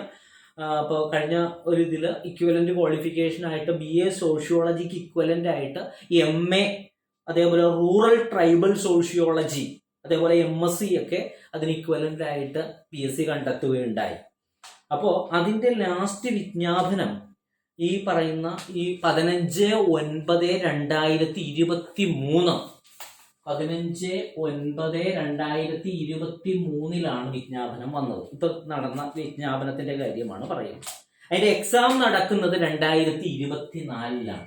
22/10/2024 എക്സാം നടക്കുന്നു. വിജ്ഞാപനം 23 വന്നു, 24 ഇത് വന്നു. ഇതിന് മുമ്പ് എക്സാം നടന്നത്, ഇതെല്ലാം അനലൈസ് ചെയ്ത് പറയുന്നത്, ഈ ഞാൻ പറയുന്ന കാര്യങ്ങൾ, ഇനി മുന്നോട്ട് പറയുന്ന കാര്യങ്ങൾ അതേപോലെ വരാൻ സാധ്യതയുണ്ടോ ഇല്ലയോ എന്നുള്ളത് നിങ്ങൾ വിലയിരുത്താൻ വേണ്ടിയിട്ടാണ്. അപ്പൊ അതിന് മുമ്പ് എക്സാം നടന്നത് 4/1/2020-ലാണ്. പ്രീവിയസ് എക്സാം 4/1/2020-ലാണ് എക്സാം നടന്നത്, മുമ്പ് ഉള്ള നോട്ടിഫിക്കേഷൻ ICDS സൂപ്പർവൈസർ. അതിന്റെ റാങ്ക് ലിസ്റ്റ് പ്രസിദ്ധീകരിച്ചത് 23/2/2021. 23/2/2021 മുമ്പുള്ള ICDSന്റെ കാര്യമാണ് പറയുന്നത്. 2021 റാങ്ക് ലിസ്റ്റ് പ്രസിദ്ധീകരിച്ചു. അതിന്റെ കട്ട് ഓഫ് 41. കട്ട് ഓഫ് വന്നത് 41 മാർക്കാണ് അതിന്റെ കട്ട് ഓഫ് വന്നത്. അതിൽ നിന്ന് 288 പേർക്ക് നിയമനം കിട്ടി. 288 പേർക്ക് നിയമനം കിട്ടി. അപ്പോ അതില് 579 പേര് മെയിൻ ലിസ്റ്റിൽ വന്നു, 505 പേര് സപ്ലിമെന്ററി ലിസ്റ്റിലും വന്നു എന്നുള്ളതാണ്. അപ്പോ അതിനുശേഷം നോട്ടിഫിക്കേഷൻ വന്നത് നിങ്ങളൊന്ന് ശ്രദ്ധിക്കുക. 2020-ലാണ് എക്സാം നടക്കുന്നത്. 2020 എക്സാം നടക്കുന്നതിന് 2018-ലാണ് വിജ്ഞാപനം വരുന്നത്. 2018. അപ്പൊ മുമ്പുള്ള വിജ്ഞാപനം നോട്ടിഫിക്കേഷൻ വരുന്നത് 2018. ശ്രദ്ധിക്കുക, 2018. ഇപ്പോൾ നോട്ടിഫിക്കേഷൻ വന്നത് 2023. അപ്പൊ 5 വർഷത്തിനുള്ളിൽ നോട്ടിഫിക്കേഷൻ. അപ്പോ ഈ 18 വന്നു, പരീക്ഷ നടക്കുന്നത് 20. അങ്ങനെയുള്ള ഒരു കാലയളവില്, അതായത് 2 വർഷത്തെ ഗ്യാപ്പ് ഇട്ടിട്ടാണ് പരീക്ഷ വരുന്നത്. അപ്പോ ആ ലിസ്റ്റ് എക്സ്പേർഡ് ആകുന്നത് 23/2/2024-ലായിരുന്നു. 23/2/2024. അതായത് 23/2/2021 റാങ്ക് ലിസ്റ്റ് പ്രസിദ്ധീകരിച്ചു ICDS സൂപ്പർവൈസറുടെ. അതിന്റെ ലിസ്റ്റ് ഫെബ്രുവരി 2024 തീരുവാണ്. അപ്പൊ അതിനു മുമ്പ് വിജ്ഞാപനം വരുന്നു. അപ്പൊ അതിനു മുമ്പ് എന്നാ വിജ്ഞാപനം വരുന്നത്? ഒരു 6 മാസം മുമ്പ്, മിനിമം 6 മാസം മുമ്പ് വിജ്ഞാപനം വന്നിട്ടുണ്ട്. അതായത് 2009 മാസത്തിലാണ് വിജ്ഞാപനം വരുന്നത്. മനസ്സിലായോ? അതിനു മുമ്പ്, അതായത് 2024. അപ്പൊ 23 15/9/2023 24 ഇത് തീരും. അതിനു മുമ്പ് 2023 9 മാസം വിജ്ഞാപനം വന്നു. ആരുടെ? ICDS സൂപ്പർവൈസറുടെ. അപ്പോൾ ഇനിയുള്ള കാലങ്ങൾ ഇനി ആ പോക്ക് തന്നെ ആയിരിക്കും ഇനിയുള്ള എല്ലാ കേസുകളിലും എല്ലാ കാര്യത്തിലും വരുന്നത് എന്നുള്ളത് നിങ്ങൾ മനസ്സിലാക്കുക. അതായത് 3 വർഷ കാലാവധി ഉള്ളൂ ലിസ്റ്റിന്റെ. അപ്പോൾ 3 വർഷം കഴിയുമ്പോൾ എന്തായാലും നമ്മൾ പ്രതീക്ഷിക്കാം നമുക്ക് നോട്ടിഫിക്കേഷൻ എന്നുള്ളതാണ്. ഒന്നുകിൽ ആ ലിസ്റ്റ് തീരുന്നതിന് വളരെ മുമ്പ്, അതല്ലെങ്കിൽ ആ ലിസ്റ്റ് വന്ന ആ ഒരു കാലയളവ്, ഇത് 2018 കഴിഞ്ഞ് 2023 അങ്ങനെ ചിന്തിച്ചാലും എക്സാം വരാനായിട്ടുള്ള സാഹചര്യം. അപ്പോൾ ഇനി വരാവുന്നത് ഈ പറയുന്ന രീതിയിൽ ഇപ്പോൾ 2024 എക്സാം കഴിഞ്ഞിട്ടേ ഉള്ളൂ. ഇനി റാങ്ക് ലിസ്റ്റ് വന്ന് ഒന്നില്ലെങ്കിൽ ആ 3 വർഷം, അതല്ലെങ്കിൽ ആ വിജ്ഞാപനം വന്നിട്ട് മിനിമം ഒരു 4.5 വർഷം ആദ്യത്തെ ഈ വിജ്ഞാപനം വന്നിട്ട്. അപ്പോൾ നമ്മൾ അപ്രോക്സിമേറ്റ്ലി ഒരു 2027 ഓർ 28 ആണ് ഇനി നമുക്ക് ICDSലേക്ക് നോക്കിയാൽ മതി. അത്രയൊക്കെ ആകും മിനിമം എന്നുള്ളത് നമ്മൾ മനസ്സിലാക്കുക. അതായത് ഇതിന്റെ എങ്ങും എത്തിയിട്ടില്ല.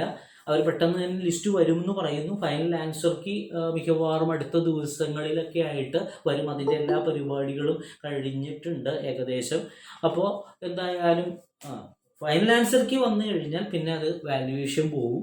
വാല്യുവേഷൻ കഴിഞ്ഞു കഴിഞ്ഞാൽ ഉടൻ തന്നെ എനിക്ക് തോന്നുന്നു മിക്കവാറും ഈ ജാനുവരി ലാസ്റ്റ് ആയിട്ട് ഷോർട്ട് ലിസ്റ്റ് വരാനായുള്ള സാധ്യതകളാണ് ICDS സൂപ്പർവൈസറുടെ കേസിൽ നിലവിൽ ഉള്ളത് എന്നുള്ളതാണ്. ഇനി അടുത്തത് CDPO. ഇതും എന്താണ്? Child development project officer. ഈ CDPO പോസ്റ്റ് എന്ന് പറയുന്നത് അതിന് ഈ പറയുന്ന സൈക്കോളജിക്കാർക്കും സോഷ്യോളജിക്കാർക്കും സോഷ്യൽ വർക്കുകാർക്കും ഒക്കെ അപ്ലൈ ചെയ്യാൻ പറ്റും. പക്ഷെ ഇതെല്ലാം ലേഡീസിന് മാത്രമേ പറ്റുന്ന സംഭവമാണ് എന്നുള്ളത് ഓർത്തു വെക്കുക.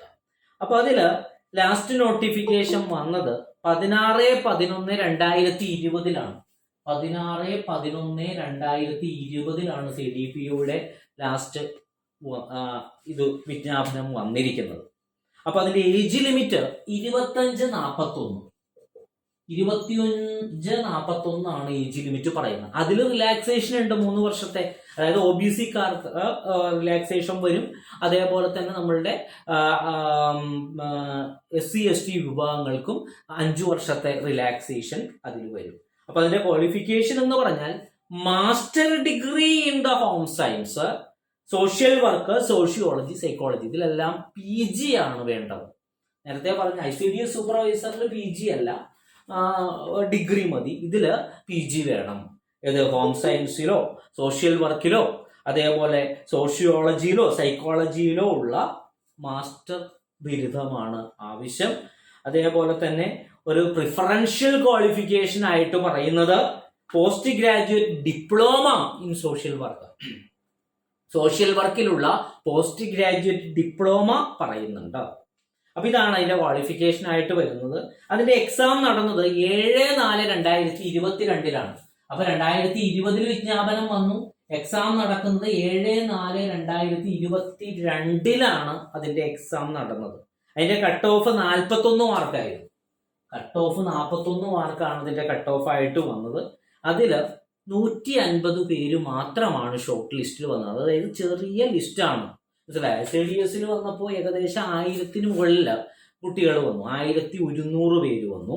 പക്ഷെ CDPO വന്നപ്പോൾ വെറും 150 പേരുടെ ഒരു ലിസ്റ്റാണ് അതിൽ വന്നത്. മെയിൻ ലിസ്റ്റിൽ ആകെ 62 പേരാണ് വന്നത്. സപ്ലിമെന്ററി ലിസ്റ്റിൽ 85 പേരും ഡിഫറൻഷ്യലി ഏബിൾഡ് എന്ന് പറയുന്ന കാറ്റഗറിയിൽ 3 പേരും അടങ്ങുന്ന 150 പേരുടെ ഒരു ലിസ്റ്റാണ് വന്നത്. അപ്പൊ അത് അതിന്റെ റാങ്ക് ലിസ്റ്റ് 8/2/2024 വരുന്നത്. 8/2/2024 അതിന്റെ റാങ്ക് ലിസ്റ്റ് പബ്ലിഷ് ചെയ്തിരിക്കുന്നത്. അപ്പോൾ ഇതില് നമുക്ക് ഒന്നുകിൽ 2020 വിജ്ഞാപനം, അപ്പൊ നമുക്ക് 2025 അതിന്റെ തുടർ വിജ്ഞാപനം പ്രതീക്ഷിക്കാം. 2020 വിജ്ഞാപനം, അതിന്റെ തുടർ വിജ്ഞാപനം 5 വർഷം. ഇവിടെ എടുത്ത പോലെ തന്നെ 2018 വന്നു, 2023 വന്നു, 5 വർഷത്തെ ഗ്യാപ്പ്. ഇത് മനസ്സിലാക്കാൻ വേണ്ടി പറയുന്നതാണ്. ഇതെല്ലാം അസസ് ചെയ്തിട്ട് വേണം നമ്മൾ പഠിക്കാൻ വേണ്ടി ഇരിക്കുന്നത്. അല്ലാതെ ഈ പറയുന്ന കാലത്തും വൈകുന്നേരം വിജ്ഞാപനം വന്നില്ലല്ലോ, സാറ് പറ്റിച്ചു, അങ്ങനെ ഒന്നും പറയരുത്. നിങ്ങളത് മനസ്സിലാക്കാൻ വേണ്ടിയിട്ടാണ്. ഇതിന്റെ വരാവുന്ന സാഹചര്യങ്ങളാണ് പറയുന്നത്. പിന്നെ എല്ലാം തമ്പുരാന്റെ കയ്യിൽ VSC തീരുമാനിക്കുന്ന കാര്യമാണ്. മനസ്സിലായോ? ഇതിൽ ഞാൻ പറഞ്ഞില്ല, എനിക്ക് എൻ്റെ ഒരു വാശിയിലല്ല നമുക്ക് ക്ലാസ് തുടങ്ങുന്നത്. മനസ്സിലായോ? നമ്മൾ ക്ലാസ്സുകൾ തുടങ്ങുമ്പോൾ കാര്യങ്ങൾ നിങ്ങൾ മനസ്സിലാക്കി ശരിയാണ് എന്നുള്ളൊരു ബോധം നിങ്ങൾക്ക് വേണം. അപ്പൊ 2018 ICDS സൂപ്പർവൈസറിന്റെ പഴയ വിജ്ഞാപനം, പുതിയ വിജ്ഞാപനം 2023 വിജ്ഞാപനം വയസ്സ് പറയുവാണെങ്കിൽ ഇത് 2020 വിജ്ഞാപനം, ദർഫോർ 2025 വിജ്ഞാപനം വരാം സാധ്യതയുണ്ട്. അപ്പോൾ ഞാൻ കാണുന്നത് ഡിസംബറിലുള്ള ഗസറ്റില് വിജ്ഞാപനം വരേണ്ടതാണ്. അതല്ല ഇനി റാങ്ക് ലിസ്റ്റ് വൈസ് ആണെന്നുണ്ടെങ്കിൽ ചിലപ്പോൾ 2026 കടന്നേക്കാം വിജ്ഞാപനം. അങ്ങനെ വന്നാൽ ഫെബ്രുവരിയിലോ സെപ്റ്റംബറിലോ 2026 നമുക്ക് പ്രതീക്ഷിക്കാം. അപ്പോൾ CDPO ആണ് ഇതിനടുത്ത് നമുക്ക് വരാനായിട്ടുള്ള ഒരു എക്സാം എന്നുള്ളത് കൃത്യമായിട്ട് നിങ്ങൾ മനസ്സിലാക്കുക. സാഹചര്യം മനസ്സിലായെന്ന് വിചാരിക്കുന്നു. നമ്മളെ നോട്ടിഫിക്കേഷൻ വന്ന ഡേറ്റ് തുടങ്ങി എടുക്കുവാണെങ്കിൽ 5 വർഷത്തെ ഗ്യാപ്പ് കൃത്യം വരുന്നുണ്ട് 2025. അതല്ല നമ്മളുടെ ഈ റാങ്ക് ലിസ്റ്റ് ക്രമത്തിൽ വരുവാണെങ്കിൽ 2026 അല്ലെങ്കിൽ 2027 കഴിയത്തുള്ളൂ. പക്ഷെ അതിനു മുമ്പ് ഒരു 6 മാസം 9 മാസം മുമ്പ് വിജ്ഞാപനം വിളിക്കണം. അങ്ങനെ വരുമ്പോൾ 26 നിർബന്ധമായിട്ടും എന്തായാലും വരേണ്ടതാണ്. അപ്പൊ അത് നിങ്ങൾക്ക് മനസ്സിലായി. അപ്പോൾ ഈ പറയുന്ന ഈ 2 തസ്തികകൾ കൂടി സംയോജിതമായിട്ടാണ് കോഴ്സ് ആരംഭിക്കുന്നത്. ഇനിയാണ് നിങ്ങൾ തീരുമാനിക്കേണ്ടത് ഞങ്ങളിപ്പോൾ പഠിച്ചു തുടങ്ങണോ വേണ്ടേ. ഞാൻ പറയുന്നു, ഒരു അധ്യാപകൻ എന്നുള്ള രീതിയിൽ പറയുന്നു, തുടങ്ങണം. ഇപ്പൊ നമ്മൾ പഠിക്കുമ്പോൾ നമുക്ക് വളരെ റിലാക്സ് ചെയ്ത് അങ്ങ് പഠിച്ചു പോകാനായിട്ട് പറ്റും. അതായത് ആഴ്ചയിൽ ഒരു 3 ക്ലാസ് വെച്ച് ബാക്കിയുള്ള 3 ദിവസം വെച്ചാൽ നിങ്ങൾക്ക് പഠിക്കാൻ സമയം തന്ന് ക്വസ്റ്റ്യൻ പേപ്പർ സൺഡേ ചെയ്ത് ഇത് റെഗുലറായിട്ട് ഈ ക്രമത്തിൽ അങ്ങ് പോയി കഴിഞ്ഞാൽ നമുക്ക് എക്സാം വരെ നമുക്ക് ക്ലാസ് ഉള്ളത് കൊണ്ട് തന്നെ സിലബസിൽ മാറ്റങ്ങൾ വന്നാലും നമ്മൾ പേടിക്കേണ്ട. സിലബസ് എന്തായാലും നമ്മൾ കവർ ചെയ്യും. അല്ലാതെ കവർ ചെയ്യാതെ ഒന്നും ഇരിക്കത്തില്ല. അല്ലാതെ ഇത്ര വർഷം അല്ലെങ്കിൽ ഇത്ര മാസത്തേക്ക് മാത്രമേ കോച്ചിങ് ഉള്ളൂ എന്ന് പറഞ്ഞു കഴിഞ്ഞാൽ വിഷമമാവും. കാരണം എങ്ങനെയെങ്കിലും തട്ടി ആ കോച്ചിങ് എടുത്ത് കംപ്ലീറ്റ് ചെയ്ത് ആ കിട്ടിയ പൈസയും മേടിച്ച് പോക്കറ്റിലാക്കി ഞാൻ എൻ്റെ വഴിക്ക് പോകും. പിന്നെ സിലബസ് വരുമ്പോൾ എന്ത് ചെയ്യും? ആ പൈസ പോയി. സിലബസ് മൊത്തം ഇപ്പം മാറുന്നൊരു രീതിയാണ് കാണുന്നത്. അപ്പം പിന്നെ നിങ്ങൾ ആകെ പ്രശ്നത്തിലാവും. അപ്പം അതുകൊണ്ട് അത് വേണ്ട. എക്സാമിൻ്റെ തലേ ദിവസം വരെ നമ്മുടെ പതിവ് പോലെ ക്ലാസ്സുകൾ എങ്കിലാണ് ഒരാൾ ഗൈഡ് ചെയ്യാൻ വേണം. എങ്കിലാണ് നിങ്ങൾക്കൊന്ന് പഠിച്ചു മുന്നോട്ട് പോകാനായിട്ട് പറ്റത്തുള്ളൂ. അതല്ലാതെ ഈ പറയുന്ന രീതിയിൽ കുറേ ക്ലാസ്സുകൾ അങ്ങിട്ട് തന്നു അതിലൊന്നും കാര്യമില്ല എന്ന് എനിക്ക് വ്യക്തമായിട്ട് അറിയാം. കാരണം ക്ലാസ്സുകൾ കുറേ വന്ന് അവിടെ കിടക്കുക, എപ്പോഴെങ്കിലും നോക്കിയാൽ മതിയല്ലോ. അങ്ങനെയല്ല. നമ്മുടെ ക്ലാസ്സുകൾ എടുത്തെടുത്തങ്ങ് പോകുമ്പോൾ അയ്യോ ഇന്ന് ക്ലാസ് കൂടണം. പിന്നെ നമ്മളെപ്പോഴും ചിന്തിക്കും എന്താണ് കേരളീയരുടെ ഏറ്റവും വലിയൊരു സ്വഭാവം, മറ്റവൻ എന്ത് ചെയ്യുന്നു അല്ലെങ്കിൽ മറ്റവൾ എന്ത് ചെയ്യുന്നു, അയ്യോ ഇന്ന് ക്ലാസ് ഉണ്ട്, ആ ക്ലാസ്സിൽ വെറുതെ ഒന്ന് ഒളിഞ്ഞു നോക്കാം. ഒളിഞ്ഞു നോക്കുമ്പോൾ എന്താ കുറേ കുട്ടികളുണ്ട്, അയ്യോ അവരൊക്കെ പഠിക്കുമല്ലോ, വേഗം തന്നെ എന്ത് പരിപാടി ഉണ്ടെന്നുണ്ടെങ്കിലും അതെല്ലാം മാറ്റി വെച്ച് ആ ക്ലാസ് കേൾക്കാൻ വേണ്ടി വന്നത്. സ്വാർത്ഥത. കാരണം അവൻ ചെയ്യുന്നുണ്ടെങ്കിൽ ഞാനും ചെയ്യണം എന്നുള്ള. അപ്പോൾ അതൊരു കോമ്പറ്റീറ്റീവ് മൈൻഡിലേക്ക് വരും. അതേപോലെ നമ്മളൊരു ഗ്രൂപ്പിലൂടെ കാര്യങ്ങൾ ചർച്ച ചെയ്യുമ്പോൾ ക്വസ്റ്റ്യൻ പേപ്പറിന്റെ മാർക്ക് ഇടൂ എന്ന് പറയുമ്പോൾ ആദ്യം ഇടാൻ മടിക്കും. പിന്നെ 2 വഴക്കൊക്കെ പറയുമ്പോഴത്തേക്കും മാർക്ക് ഇടുന്നു. അപ്പോൾ ഒരാളിട്ടു 2 ആളിട്ടു, അയ്യോ അപ്പം ഞാനിട്ടില്ലെങ്കിലും മോശമല്ലേ, ഇതാണ് നമ്മളുടെ ചിന്താഗതി. അപ്പം ഞാനും ഇടും. അപ്പം ഇങ്ങനെ ഓരോരുത്തർ ഇട്ട് കഴിയുമ്പോൾ ഒരു കോമ്പറ്റീറ്റീവ് മൈൻഡ് നമ്മുടെ മനസ്സിലേക്ക് വരും. അപ്പം അതുകൊണ്ടാണ് ഞാൻ പറയുന്നത്, പഠിക്കാൻ താല്പര്യമുണ്ട്, ഒരു ഗവൺമെൻറ് ജോലി സ്വപ്നമായിട്ട് അവശേഷിക്കുന്നുണ്ടെങ്കിൽ നിങ്ങൾ ആലോചിക്കേണ്ടത്, എനിക്ക് പഠിക്കണം എന്ന് ആലോചിക്കുവാണെങ്കിൽ ആസ് ഏർലി ആസ് പോസിബിൾ നിങ്ങൾ ജോയിൻ ചെയ്യുന്നതായിരിക്കും ബെറ്റർ എന്ന് എനിക്ക് തോന്നുന്നു. ബാക്കിയെല്ലാം നിങ്ങളുടെ ഡിസ്ക്രിപ്ഷന് വിട്ടിരിക്കുകയാണ്.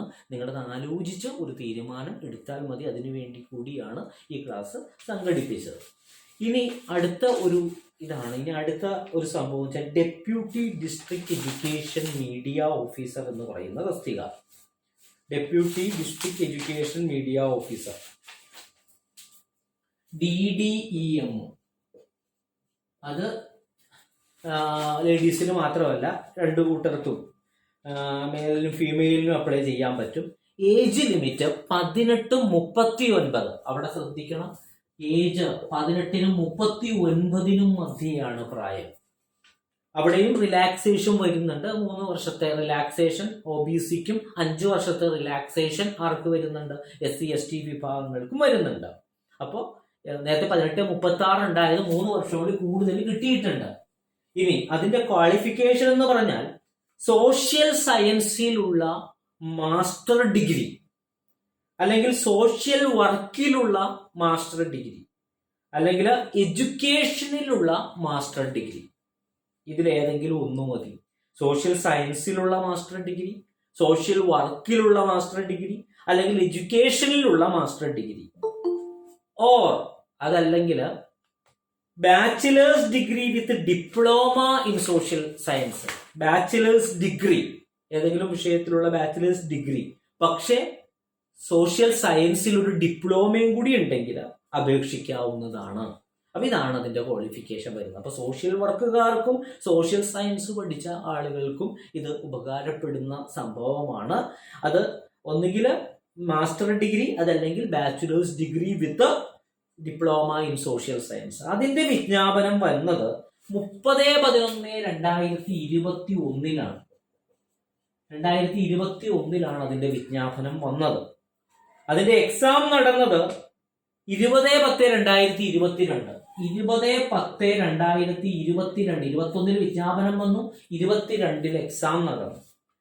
അതില് റാങ്ക് ലിസ്റ്റ് പബ്ലിഷ് ചെയ്യുന്നത് 26/2/2024.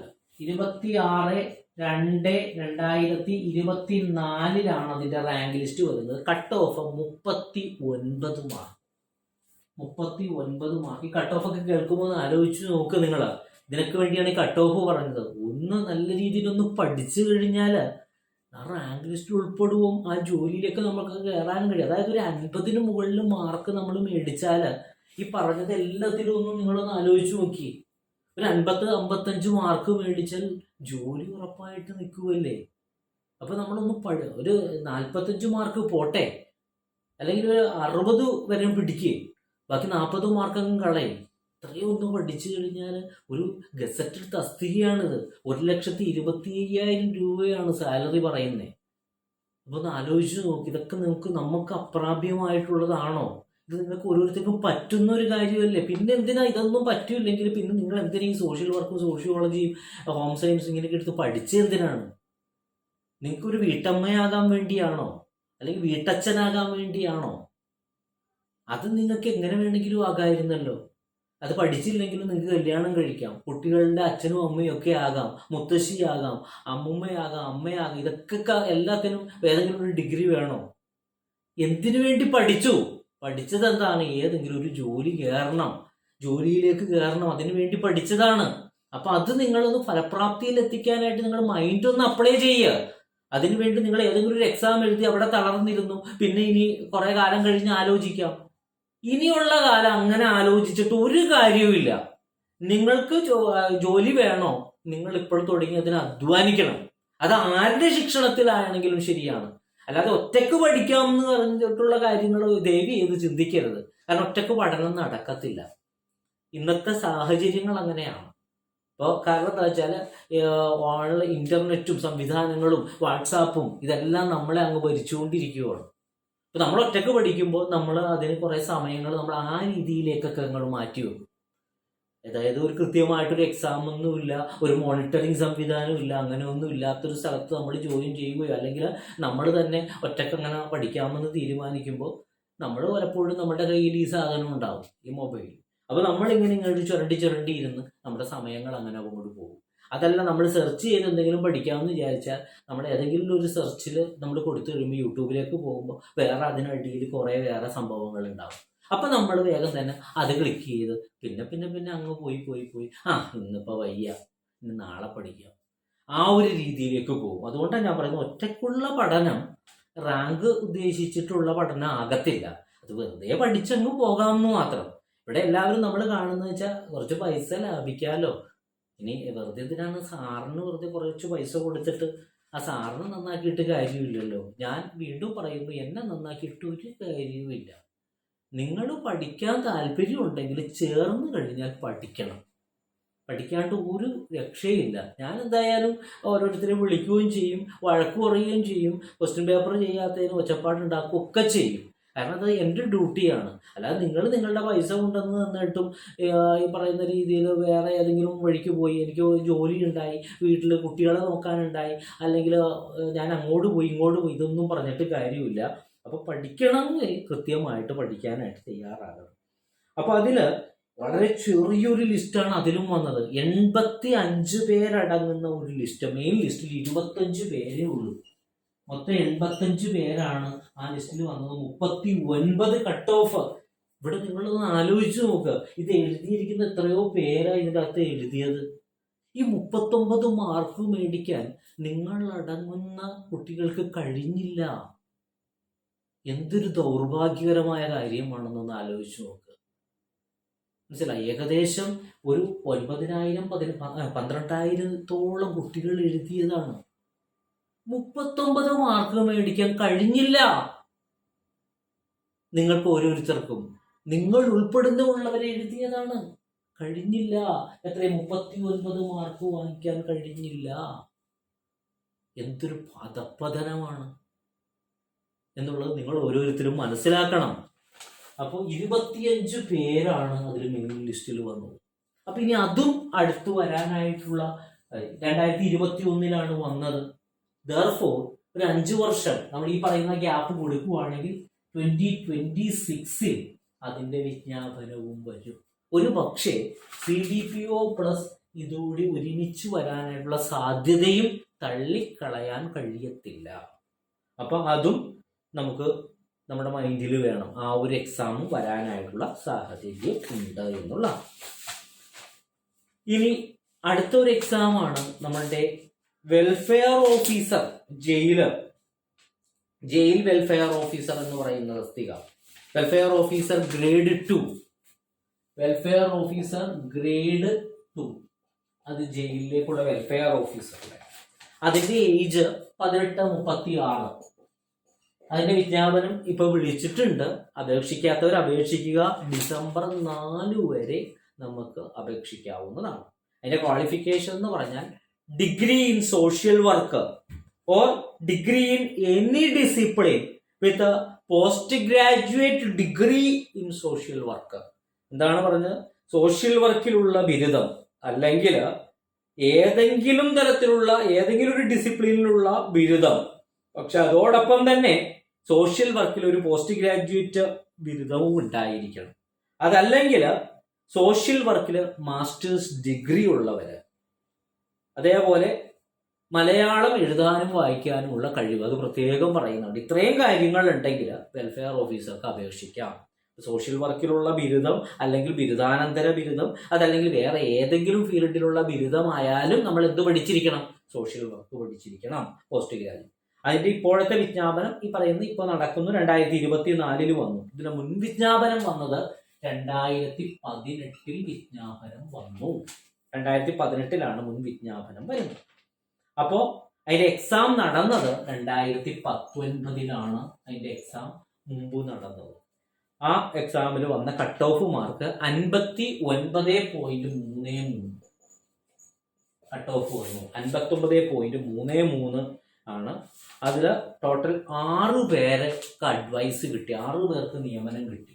6 പേർക്കാണ് ആ ലിസ്റ്റിൽ നിന്ന് നിയമനം കിട്ടിയിരിക്കുന്നത്. റാങ്ക് ലിസ്റ്റ് വന്നത് 2021.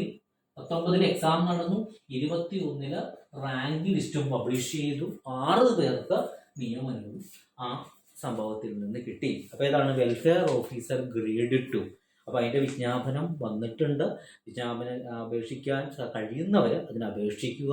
നമ്മൾ ഒഴിവുകളിലേക്കല്ല നോക്കേണ്ടത്, മറിച്ച് നമുക്ക് ഒരു തസ്തികയിലേക്കുള്ളൊരു അപേക്ഷ അയക്കാൻ കിട്ടിയത് തന്നെ വലിയൊരു ഭാഗ്യമായിട്ട് കരുതിയിട്ട് അതിനു വേണ്ടി ഇനിയുള്ള കാലം പഠിക്കാൻ വേണ്ടി തയ്യാറാകുക എന്നുള്ളത്.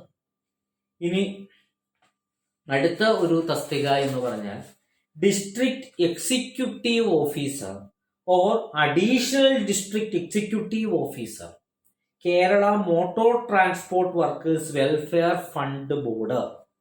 അതാണ് അടുത്ത ഒരു വിജ്ഞാപനം എന്ന് പറയുന്നത്.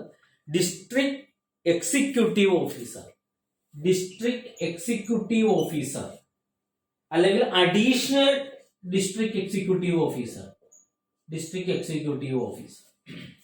അത് Kerala motor transport, Kerala motor transport welfare fund ബോർഡിലേക്കുള്ള എക്സിക്യൂട്ടീവ് ഓഫീസർ. അതിന്റെ ഏജ് ലിമിറ്റ് 18 തുടങ്ങി 41, 18നും 41നും മധ്യേ, 18 വയസ്സ് തുടങ്ങി 41 വയസ്സ് വരെ.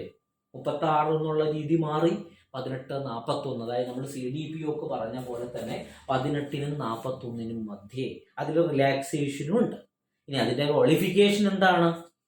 BA, BSc or BCom or equivalent plus MSW or MA Sociology or LLB. അപ്പൊ എന്താണ് ഇതിന്റെ ക്വാളിഫിക്കേഷൻ? ഏതെങ്കിലും ഡിഗ്രി, അതായത് BAയോ BScയോ BComോ പഠിച്ചവര്, അതോ അല്ലെങ്കിൽ അതിന് ഇക്വലന്റ് ആയിട്ടുള്ളത്, പ്ലസ് എന്തുകൂടി വേണം? MSW പഠിച്ചവരായിരിക്കണം, അല്ലെങ്കിൽ MA സോഷ്യോളജിക്കാരാകണം, അതല്ലെങ്കിൽ LLBക്കാരാകണം. അപ്പൊ സോഷ്യോളജി പഠിച്ചവർക്കും എഴുതാം, MSW സോഷ്യൽ വർക്ക് പഠിച്ചവർക്കും എഴുതാം. പിന്നെ വേറെ ഏതെങ്കിലും ഡിഗ്രി ആണെങ്കിലും ഈ പറയുന്ന MSWയോ LLBയോ അല്ലെങ്കിൽ സോഷ്യോളജിയോ പഠിച്ചവരായിരിക്കണം. അപ്പോൾ ഈ തസ്തിക അതിന് എക്സാം, ഇതിനു മുമ്പുള്ള എക്സാം നടക്കുന്നത് 2018ലാണ്. 2018ലാണ് എക്സാം നടക്കുന്നത്. അതിന്റെ കട്ട് ഓഫ് വെറും 38.67, 38.67 അതിന്റെ മാർക്കായിട്ട് വന്നത്. അതിൽ 4 പേർക്ക് നിയമനം കിട്ടി, 4 പേർക്ക് നിയമനം കിട്ടി. ഇവിടെയൊക്കെ നിയമനങ്ങളുടെ കാര്യം പറയുമ്പോൾ ഒഴിവുകൾ കുറവാണല്ലോ എന്ന് കരുതി അപേക്ഷിക്കാതിരിക്കരുത്. ഈ 4 പേരിൽ ഒരാൾ നമ്മളാകും എന്ന് കരുതിയിട്ട് വേണം പഠിക്കാനായിട്ട്. അപ്പോൾ 2018ലാണ് അതിൻ്റെ വിജ്ഞാപനം മുമ്പ് എക്സാം നടന്നത്. അതിനു മുമ്പ് 2017ലാണ് വിജ്ഞാപനം വരുന്നത്. അപ്പോൾ അതിൻ്റെയൊക്കെ ഈ പറയുന്ന രീതിയിൽ വിജ്ഞാപനങ്ങൾ വരാനായിട്ട്, അതായത് ഒഴിവുകൾ വരുന്ന മുറക്ക് അതിൻ്റെ വിജ്ഞാപനങ്ങളും വരാനായിട്ടുള്ള സാധ്യതയുണ്ട്. അപ്പോൾ മൈൻഡിൽ വെക്കുക, നമ്മുടെ സോഷ്യോളജി പഠിച്ചവരാണെങ്കിലും സോഷ്യൽ വർക്ക് പഠിച്ചവരാണെങ്കിലും ഏജ് 18-41 ജനറലുകാർക്ക്, അതേപോലെ അത് കഴിഞ്ഞിട്ട് റിലാക്സേഷൻ കിട്ടും എന്നുള്ളതും ഓർത്തു വെക്കുക. പിന്നെ ഉള്ളത് നമ്മുടെ പ്രൊബേഷൻ ഓഫീസർ. നമ്മളിപ്പോൾ കഴിഞ്ഞതാണ് പ്രൊബേഷൻ ഓഫീസറുടെ എക്സാം, പ്രൊബേഷൻ ഓഫീസറുടെ എക്സാം. അപ്പോൾ അത് ഇപ്പോൾ വിജ്ഞാപനം വന്നത് 2023 വിജ്ഞാപനം നടന്നു. അതിന് എക്സാം ഇപ്പോൾ 19-ാം തീയതി എക്സാം നടന്നു. 2024 അതിൻ്റെ ഏജ് 18നും 36നും മധ്യേ പ്രായമാണ് അതിൽ വരുന്നത്. അതിൽ ക്വാളിഫിക്കേഷൻ സോഷ്യോളജിയിലോ സോഷ്യൽ വർക്കിലോ സോഷ്യൽ സയൻസിലോ ഉള്ള ബിരുദമാണ് അതിൻ്റെ ക്വാളിഫിക്കേഷൻ. അതല്ലെങ്കിൽ വേറെ ഏതെങ്കിലും ഡിസിപ്ലിനിലുള്ള ഡിഗ്രി വരും, plus diploma in social work കൂടി അതിൽ കടന്നു വരുന്നതാണ് എന്നുള്ളതാണ്. ഇതിന് മുൻപ് വിജ്ഞാപനം വന്നത് 2020 കണ്ടോ. അപ്പോൾ പുതിയ വിജ്ഞാപനം വരുന്നത് 2024 വിജ്ഞാപനം. പുതിയ വിജ്ഞാപനം വന്നത് 23 കണ്ടോ. 2020 വിജ്ഞാപനം മുമ്പ് വന്നു, 3 വർഷത്തെ ഗ്യാപ്പിൽ ആ വിജ്ഞാപനം വന്നു. അപ്പോൾ നമുക്ക് ചിലപ്പോൾ ഈ പറയുന്ന CDPO ആണെങ്കിലും മറ്റുള്ളതാണെങ്കിലും ചിലപ്പോൾ 5 വർഷം എടുക്കാതെ തന്നെ അതിനിടയിലും വരാനായിട്ടുള്ള സാധ്യത നമുക്ക് തള്ളിക്കളയാൻ പറ്റത്തില്ല. അതിനുവേണ്ടിയാണ് കൃത്യമായിട്ട് ഈ കാര്യങ്ങൾ പറഞ്ഞത്.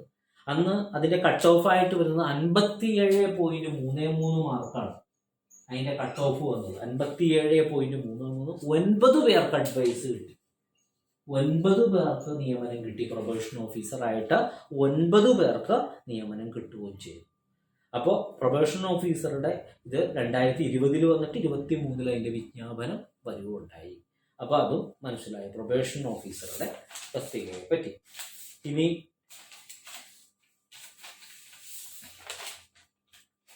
അടുത്തത് വെൽഫെയർ ഓഫീസർ തന്നെ വേറൊരെണ്ണം, പ്ലാന്റേഷൻ കോർപ്പറേഷൻ വെൽഫെയർ ഓഫീസർ.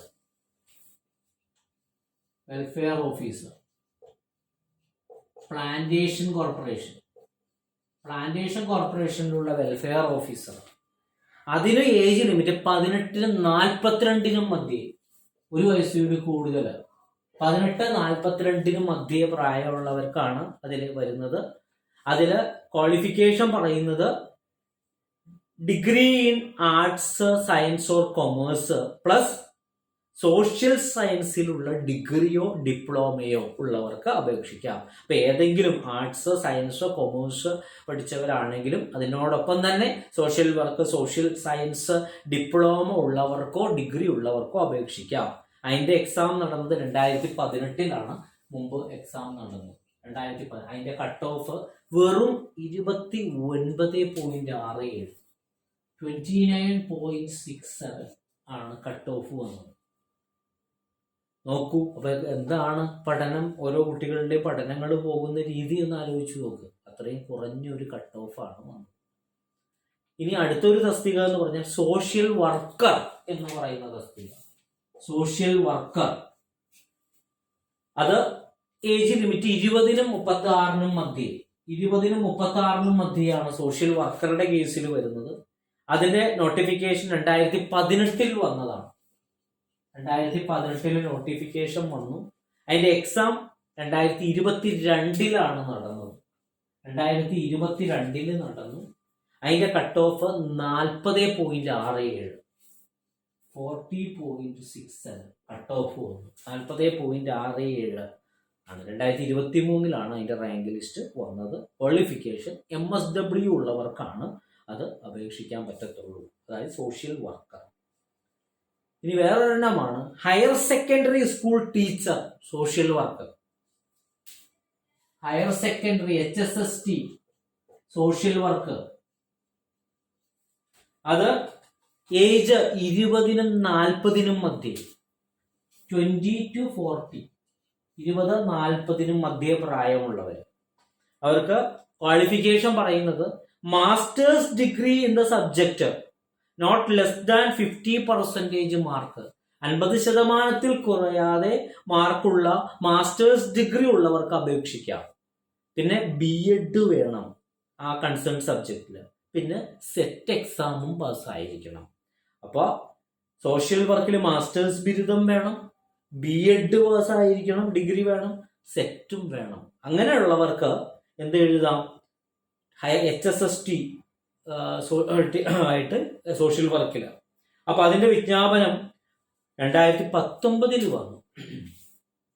2019-ലാണ് അതിന്റെ വിജ്ഞാപനം വന്നത്. അപ്പൊ അതിന്റെ കട്ട് ഓഫ് 21.67, 21.67. എത്രയോ കുറഞ്ഞ കട്ട് ഓഫ് ആണ്. മനസ്സിലായോ? ഒരു ടീച്ചർ പോസ്റ്റിന്റെ കട്ട് ഓഫ് ആണ് വന്നിരിക്കുന്നത് 21.67. ഇവിടെ ഒന്ന് ആലോചിച്ച് നോക്കി, ഇതൊക്കെ നമുക്ക് പറ്റും. അപ്പൊ ഇതിൽ ഈ പ്രിസ്ക്രൈബ്ഡ് ആയിട്ടുള്ള ക്വാളിഫിക്കേഷൻ ഇല്ലാത്തവര്, പ്രായം കുറവായിട്ടുള്ള ആളുകൾ എങ്ങനെയെങ്കിലും ആ ക്വാളിഫിക്കേഷൻ ഒന്ന് അച്ചീവ് ചെയ്യാനായിട്ട് നോക്കണം. അതുകൂടി എയിം ചെയ്തുകൊണ്ടാണ് ഞാൻ ഈ ഇതേപോലുള്ളൊരു മീറ്റിംഗ് അല്ലെങ്കിൽ ക്ലാസ് സംഘടിപ്പിച്ചത്. സെറ്റ് എഴുതാത്തവരാണെങ്കിൽ സെറ്റ് എഴുതുക, BEd നേടാത്തവരാണെങ്കിൽ നേടുക നമ്മുടെ സമയപരിധിക്കുള്ളിൽ. അപ്പോൾ നമുക്ക് ആ ഒരു എക്സാമിൽ നമുക്ക് അപ്ലൈ ചെയ്യാനായിട്ട് പറ്റും എന്നുള്ളതാണ്. അതായത് ക്വാളിഫിക്കേഷൻ പറയുന്നത് മാസ്റ്റേഴ്സ് ഡിഗ്രി, BEd, സെറ്റ്, അത് ഹയർ സെക്കൻഡറി സ്കൂൾ ടീച്ചർ. അതേപോലെ ഹയർ സെക്കൻഡറി സ്കൂൾ ടീച്ചർ സോഷ്യോളജിക്കാർക്കും പറ്റും. HSST സോഷ്യൽ വർക്കിന് പകരം സോഷ്യോളജി. അപ്പോൾ അവിടെയും എന്താണ് ഈ പറയുന്നതിലുള്ള ബിരുദം. അതേപോലെ സൈക്കോളജിക്കാർക്ക് പറ്റും, ഹോം സയൻസുകാർക്ക് പറ്റും, എല്ലാവർക്കും പറ്റും. സൈക്കോളജി, ഹോം സയൻസ് ഉള്ളവർക്കും പറ്റും. അപ്പൊ എന്താണ്, ഈ ഏജിലൊന്നും മാറ്റമില്ല. അതില് BEd വേണം, അതേപോലെ സെറ്റും പാസ്സായിട്ടുള്ള ആളുകൾക്കാണ് പറ്റുക എന്നുള്ളതാണ്. ഇനി വേറൊരു തസ്തികയാണ് labour welfare officer. Labour welfare officer labour welfare officer എന്ന് പറയുന്ന തസ്തിക. അതില് സോഷ്യോളജിയിലോ സോഷ്യൽ വർക്കിലോ ഉള്ള PG, sociology or social work PG ഉള്ളവർക്ക് അപേക്ഷിക്കാവുന്നതാണ്. 2019-ലാണ് വിജ്ഞാപനം വന്നത്. അതിന്റെ കട്ട് ഓഫ് 59. 2019 വിജ്ഞാപനം വന്നു, 22 റാങ്ക് ലിസ്റ്റ് വന്നു, 59 മാർക്ക് കട്ട് ഓഫ് വന്നു. അപ്പൊ അതിൽ സോഷ്യോളജി സോഷ്യൽ വർക്കുകാർക്ക് അപേക്ഷിക്കാവുന്ന തസ്തികയാണ് ലേബർ വെൽഫെയർ ഓഫീസർ എന്ന് പറയുന്ന തസ്തിക എന്നുള്ളതാണ്. ഇനി ഡയറ്റീഷ്യൻ ഗ്രേഡ് 2, അത് ഹോം സയൻസുകാർക്ക് മാത്രം പറ്റുന്ന ഒരു സംഭവമാണ്. ഡയറ്റീഷ്യൻ ഗ്രേഡ് 2 അതിന് ഇപ്പോൾ എക്സാം നടക്കാൻ പോവുകയാണ്. ഫെബ്രുവരി 13 തോന്നുന്നു എക്സാം നടക്കാൻ പോവുകയാണ്. ഡയറ്റീഷ്യൻ ഗ്രേഡ് 2 ഇതിന്റെ മുൻപ് വിജ്ഞാപനം വന്നത്, എക്സാം വന്നത് ഡേറ്റ് 2017 അതിന്റെ എക്സാം നടന്നത്. മുമ്പ് അന്ന് 2019 ഷോർട്ട് ലിസ്റ്റ് പബ്ലിഷ് ചെയ്തു. 46.33 മാർക്ക്, 46.33 മാർക്സ് ആണ് അതിന്റെ കട്ട് ഓഫ് ആയിട്ട് വന്നത് എന്നുള്ളതാണ്. അപ്പൊ അതിന്റെ ക്വാളിഫിക്കേഷൻ ഹോം സയൻസിലുള്ള ഡിഗ്രി അല്ലെങ്കിൽ ഡിപ്ലോമ ഇൻ ന്യൂട്രീഷൻ കൂടി ഉള്ളവർക്ക് അപേക്ഷിക്കാവുന്നതാണ് എന്നുള്ളതാണ്. അപ്പൊ ഡയറ്റീഷ്യൻ ഗ്രേഡ് 2 എന്ന് പറയുന്നത്. അതേപോലെ ഡയറ്റീഷ്യൻ ഗ്രേഡ് 2 ഇത് ഹെൽത്ത് സർവീസിലാണ് ഈ പറഞ്ഞത്. ഇത് കൂടാതെ തന്നെ ഇൻഷുറൻസ് മെഡിക്കൽ സർവീസിലെ ഡയറ്റീഷ്യൻ എന്ന് പറയുന്നതിലും വിജ്ഞാപനം നടത്താറുണ്ട് PSC. അത് ലാസ്റ്റ് ഒരു വിജ്ഞാപനം വന്നത് 2019 ആ വിജ്ഞാപനം വന്നത്. 2019 ഒരു വിജ്ഞാപനം വന്നു. അത് ഹെൽത്ത് സർവീസിലല്ല, ഇൻഷുറൻസ് മെഡിക്കൽ സർവീസിലാണ് ഉള്ള നിയമനത്തിന് വേണ്ടിയാണ് വിജ്ഞാപനം വന്നത്. അതേപോലെ സ്റ്റേറ്റ് ന്യൂട്രീഷൻ ഓഫീസർ, വേറെ ഒരെണ്ണം സ്റ്റേറ്റ് ന്യൂട്രീഷൻ ഓഫീസർ. അത് പക്ഷേ അത് MSc in nutrition or biochemistry plus 10 year experience ഉള്ളവർക്കാണ് പറ്റത്തുള്ളൂ. അതല്ലെങ്കിൽ മെഡിക്കൽ ഗ്രാജുവേഷൻ ഉള്ളവർക്ക് with training in 5 year experience ഉള്ളവർക്കാണ് പറ്റത്തുള്ളൂ സ്റ്റേറ്റ് ന്യൂട്രീഷൻ ഓഫീസർ ആയിട്ടുള്ള ഒരു പോസ്റ്റ്. പിന്നെ ഉള്ളത് സോഷ്യോളജി പഠിച്ച ആളുകളെ സംബന്ധിച്ചിടത്തോളം ഇൻവെസ്റ്റിഗേറ്റർ എന്ന് പറയുന്ന ഒരു പോസ്റ്റ്. അതിന് ഏജ് 18-36 മധ്യയാണ്. ക്വാളിഫിക്കേഷൻ എന്ന് പറയുന്നത് master degree in sociology or ആന്ത്രോപോളജിയിലുള്ള മാസ്റ്റർ ബിരുദമാണ്. അതിന്റെ വിജ്ഞാപനം 2022 വന്നതാണ്. സോഷ്യോളജിക്കാർക്ക് പറ്റുന്ന ഇൻവെസ്റ്റിഗേറ്റർ തസ്തികയിലേക്കുള്ള വിജ്ഞാപനം എന്ന് പറയുന്നത്. പിന്നെ ഉള്ളതാണ് ഹൈക്കോർട്ട്, കേരള ഹൈക്കോടതിയുടെ പ്രിൻസിപ്പൽ കൗൺസിലർ എന്ന് പറയുന്ന തസ്തിക. അതില് MSWക്കാർക്ക് അപേക്ഷിക്കാം. അതല്ലെങ്കിൽ സൈക്കോളജിയിൽ പോസ്റ്റ് ഗ്രാജുവേറ്റ് ഡിഗ്രി ഉള്ളവർക്ക് അപേക്ഷിക്കാവുന്നതാണ്, PG ഉള്ളവർക്ക് അപേക്ഷിക്കാം. പക്ഷെ ഇതിൽ ഒരു എക്സ്പീരിയൻസ് പറയുന്നുണ്ട്. ഫാമിലി കൗൺസിലിംഗിൽ മിനിമം 2 വർഷത്തെ എക്സ്പീരിയൻസ് ഉള്ളത് മുൻഗണന കിട്ടുന്ന ഒരു കാര്യമാണ്. അതില്ലെങ്കിലും അപേക്ഷിക്കാം. പക്ഷെ ഇന്റർവ്യൂവിൽ നമ്മുടെ കുട്ടികളെല്ലാം ഇന്റർവ്യൂവിൽ പോയപ്പോൾ അങ്ങനെ എക്സ്പീരിയൻസ് ഇല്ലാത്തവരെ അവർ പിന്നെ ലിസ്റ്റിൽ പെടുത്താത്തൊരു സാഹചര്യം വരികയുണ്ടായി. അപ്പം അതുകൊണ്ട് അപ്ലൈ ചെയ്യുന്നതിൽ കുഴപ്പമില്ല, പരീക്ഷ എഴുതാനും ഒക്കെ പറ്റും. പക്ഷെ അവിടെ ഇന്റർവ്യൂവിൽ ശരിക്കും പറഞ്ഞാൽ പെർഫോം ചെയ്യുവാണെങ്കിൽ അതില്ലാത്തവരെ അവർ പരിഗണിക്കും എന്നാണ് പറഞ്ഞത്. പക്ഷെ ഇവിടെ ഞാൻ കോച്ചിങ് കൊടുത്തിട്ടുണ്ടായിരുന്നു, നമ്മുടെ കുട്ടികൾ ഉണ്ടായിരുന്നു. അതിൽ ഒരു 4ഓളം പേർക്ക് ഈ പറയുന്ന പോലെ അവിടെ ചെന്ന് കഴിഞ്ഞപ്പോൾ ഈ ഇന്റർവ്യൂ അറ്റൻഡ് ചെയ്തു. പക്ഷെ അവർ ലിസ്റ്റിൽ വന്നില്ല. ഇന്റർവ്യൂവിൽ അവർ ചോദിച്ചതെല്ലാം പറഞ്ഞു എന്ന് പറഞ്ഞു, പക്ഷെ അവർ ലിസ്റ്റിൽ വന്നില്ല എന്തായാലും. അപ്പൊ എനിക്ക് തോന്നുന്നു ഈ എക്സ്പീരിയൻസ് അവർക്ക് ഇല്ലായിരുന്നു. 2 വർഷത്തെ ഫാമിലി കൗൺസിലിങ്ങിലുള്ള എക്സ്പീരിയൻസ്. അപ്പൊ അതുകൂടി നോക്കും എന്നുള്ളതാണ് അതിൽ നിന്ന് മനസ്സിലാക്കാൻ കഴിയുന്നത്. അപ്പൊ അതിന്റെ 2022 അതിന്റെ വിജ്ഞാപനം ലാസ്റ്റ് വന്നത്. അത് 11 പേരെ അവർ നിയമനം നടത്തുകയുണ്ടായി. അപ്പൊ അതിന്റെ qualification principal councillor qualification MSWO അല്ലെങ്കിൽ സൈക്കോളജിയിലുള്ള പോസ്റ്റ് ഗ്രാജുവേഷൻ PGO ആണ്. പിന്നെ അതേപോലെ തന്നെ ഫാമിലി കൗൺസിലിംഗിൽ മിനിമം 2 വർഷത്തെ എക്സ്പീരിയൻസ് ഉള്ള അതും കൂടി അതിൽ ചോദിക്കുന്നുണ്ട് എന്നുള്ളത് ഓർത്തു വെക്കുക. പിന്നെ സൈക്കോളജിക്കാർക്ക് പറ്റുന്ന ക്ലിനിക്കൽ സൈക്കോളജിസ്റ്റ് എന്ന് പറയുന്ന പോസ്റ്റ്. അതിന് 23-36 മധ്യ പ്രായമുള്ളവരായിരിക്കണം. അതിൽ ക്ലിനിക്കൽ സൈക്കോളജിയിൽ MSc ഉള്ളവർക്ക്, അതേപോലെ MA or MSc in psychology അങ്ങനെ ആയാലും മതി. അതേപോലെ MPhil ബിരുദം കൂടി വേണം. അതേപോലെ തന്നെ റീഹാബിലിറ്റേഷൻ കൗൺസിൽ ഓഫ് ഇന്ത്യയുടെ രജിസ്ട്രേഷൻ, ക്ലിനിക്കൽ സൈക്കോളജിസ്റ്റ് ആയിട്ടുള്ള ഒരു രജിസ്ട്രേഷൻ കൂടി വേണ്ടതുണ്ട്. അപ്പൊ MA or MSc in psychology, അതേപോലെ MPhil എടുത്ത ആളുകൾ, അതേപോലെ ഈ റീഹാബിലിറ്റേഷൻ കൗൺസിൽ ഓഫ് ഇന്ത്യയുടെ ക്ലിനിക്കൽ സൈക്കോളജിസ്റ്റ് ആയിട്ടുള്ള രജിസ്ട്രേഷൻ ഉള്ളവർക്കാണ് അപേക്ഷിക്കാൻ കഴിയുക. പിന്നെ ഉള്ള നേരത്തെ നമ്മൾ പറഞ്ഞ സൈക്കോളജിയിലുള്ള HSST ജൂനിയർ എന്ന് പറയുന്ന ഒരു തസ്തിക, ടീച്ചർ പോസ്റ്റ് ജൂനിയർ സൈക്കോളജി, അതിലും ഈ പറയുന്ന രീതിയിൽ BEd വേണം, സെറ്റ് വേണം, കൺസേൺ ഇതിൽ മാസ്റ്റർ ഡിഗ്രി വേണം. സൈക്കോളജി ആയാലും സോഷ്യോളജി ആയാലും ഹോം സയൻസ് ആയാലും സോഷ്യൽ വർക്ക് ആയാലും അതിൽ ആ കൺസേൺ സബ്ജക്റ്റിൽ മാസ്റ്റർ ഡിഗ്രിയും BEd പിന്നെ സെറ്റ് ഉള്ളവർക്ക് അപേക്ഷിക്കാവുന്നതാണ്. 2019 അതിന് വിജ്ഞാപനം വന്നത്, 2019 എന്നുള്ളതും ഓർത്തു വെക്കുക. പിന്നെ ഉള്ളത്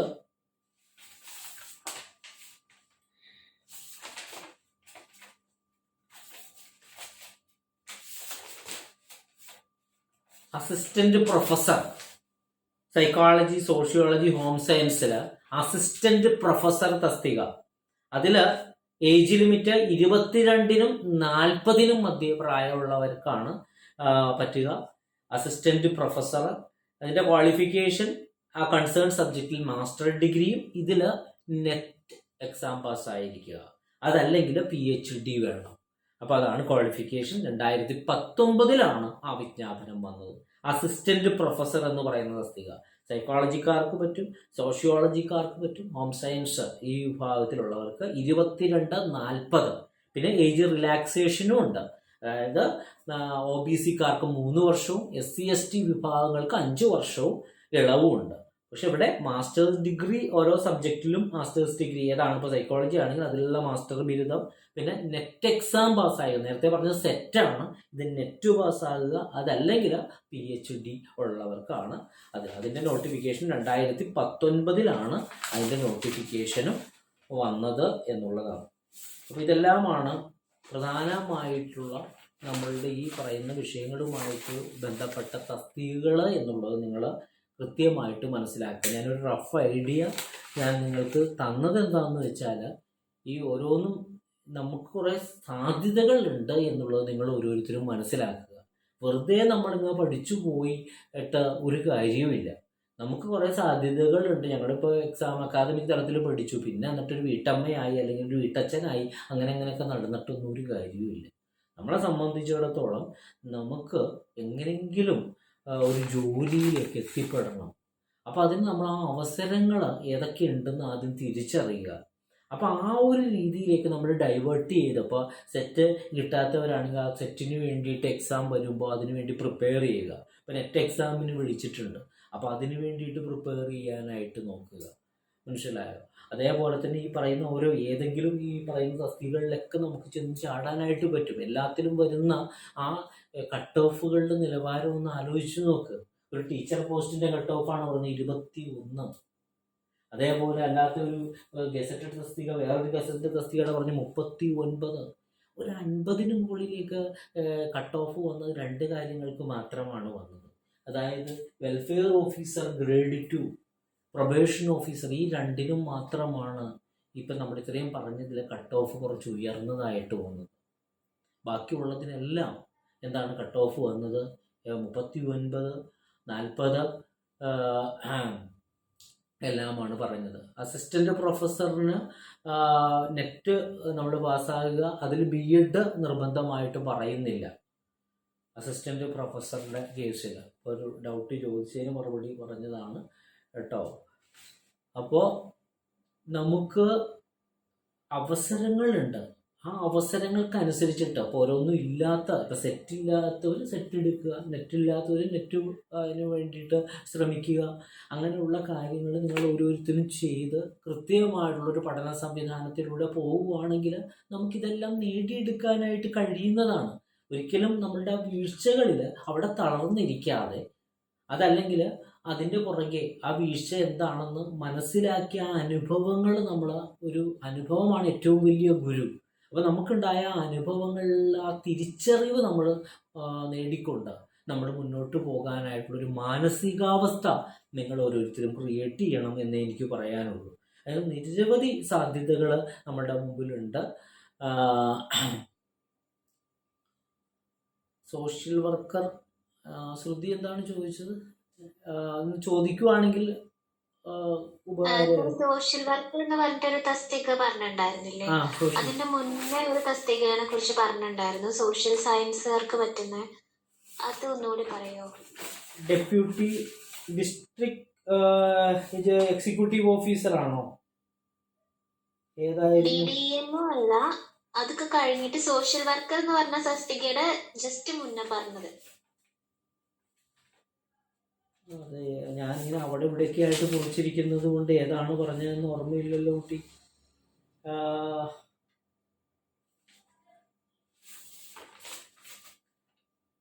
സോഷ്യൽ വർക്കർ, പിന്നെ higher secondary school teacher, social worker, psychology, അതാണോ?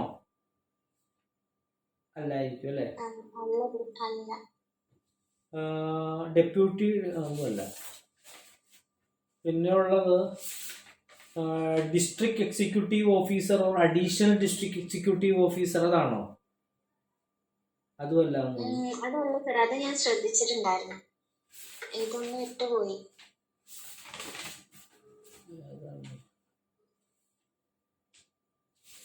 വെൽഫെയർ ഓഫീസർ ആണോ? വെൽഫെയർ ഓഫീസർ, പ്ലാന്റേഷൻ കോർപ്പറേഷൻ, അതാണോ? സോഷ്യൽ സയൻസുകാർക്ക് പറ്റുന്ന ക്വാളിഫിക്കേഷൻ സോഷ്യൽ സയൻസുകാർക്കും പറ്റും അങ്ങനെ പറഞ്ഞിട്ടുണ്ടായിരുന്നു. അതായത് degree in arts, science or commerce plus degree or diploma in any of social science, അതാണ് welfare officer plantation corporation. ആ തസ്തികയിൽ പറയുന്നത് 18-42 വയസ്സ് വരെ നമുക്ക് ഏജ് ലിമിറ്റ് പറയുന്നുണ്ട്. പിന്നെ റിലാക്സേഷൻ ഉണ്ട്, SC/ST വിഭാഗങ്ങൾക്കും OBCക്കും 5-3 വർഷത്തെ ഇളവുകളുണ്ട്. അതിൻ്റെ ക്വാളിഫിക്കേഷൻ പറയുന്നത് ആർട്സ്, സയൻസ്, കൊമേഴ്സ് ഏതെങ്കിലുമുള്ള degree plus degree or diploma in any of the social science എന്നുള്ള രീതിയിലേക്കും വരുന്നുണ്ട്. അതിൻ്റെ കട്ട് ഓഫ് കഴിഞ്ഞ പ്രാവശ്യം അത് 2018 എക്സാം നടന്നത്. 29.67 അതിൻ്റെ കട്ട് ഓഫ് ആയിട്ട് വന്നത് എന്നുള്ളതാണ്. പിന്നെ ലേബർ വെൽഫെയർ ഓഫീസർ, അത് സോഷ്യോളജി വേണം. ഡെപ്യൂട്ടി ഡിസ്ട്രിക്ട് എഡ്യൂക്കേഷൻ ഓഫീസർക്ക് DDEMO സോഷ്യൽ സയൻസുകാർക്ക് എന്ന് പറയുമ്പോൾ സൈക്കോളജിക്കാർക്ക് എഴുതാൻ പറ്റുമോ? അത് ഞാൻ പറഞ്ഞില്ല, അതിൽ ഇതുവരെ ഒരു വ്യക്തത നമ്മൾ പ്രൊബേഷൻ ഓഫീസറുടെ കേസിലും ഒക്കെ അങ്ങനെ വന്നു, മനസ്സിലായോ? പക്ഷേ ഇതിൽ ആപ്ലിക്കേഷൻ അയച്ചിട്ട് പലരും എഴുതി, പക്ഷെ ലിസ്റ്റിൽ ഈ പറഞ്ഞ് വരുന്ന സമയത്താണ് അവരിത് കൺസിഡർ ചെയ്യാൻ കഴിയില്ല എന്ന് പറഞ്ഞു കഴിഞ്ഞാലുള്ള പ്രശ്നം. കാരണം അത് BSc തന്നെയാണ് അത് വിലയിരുത്തി പറയേണ്ടത്. അവരിപ്പോൾ ചോദിച്ചാലൊട്ട് പറയത്തുമില്ല. അവർ പറയുന്നത് എന്താ വെച്ചാൽ നമ്മൾ അന്വേഷിക്കുമ്പോൾ പറയുക, ഇതുപോലുള്ള ഒരു കേസ് വന്നു കഴിയുമ്പോൾ അപ്പോൾ PSc ഒരു തീരുമാനം എടുക്കും എന്നുള്ള ഒരു രീതിയെ അവർ പറയത്തുള്ളൂ. അതിപ്പോൾ നമ്മൾ അന്വേഷിച്ച് കഴിഞ്ഞാലും ഇതുവരെയും അങ്ങനെ ഒരു തീരുമാനം എടുക്കേണ്ട ഗതികേട് വന്നിട്ടില്ല എന്ന് പറയും. കാരണം ഇനി സൈക്കോളജിക്കാർ അതിൽ വന്നിട്ടില്ല. അങ്ങനെ ലിസ്റ്റിൽ വരുന്ന സമയത്ത് ഇവരൊരു മീറ്റിംഗ് കൂടി സോഷ്യൽ സയൻസ് സൈക്കോളജി എന്ന് പറയുന്നത് വരുമോ എന്നുള്ളത് ഒരു തീരുമാനം എടുത്തിട്ട് അവരത് പറയും.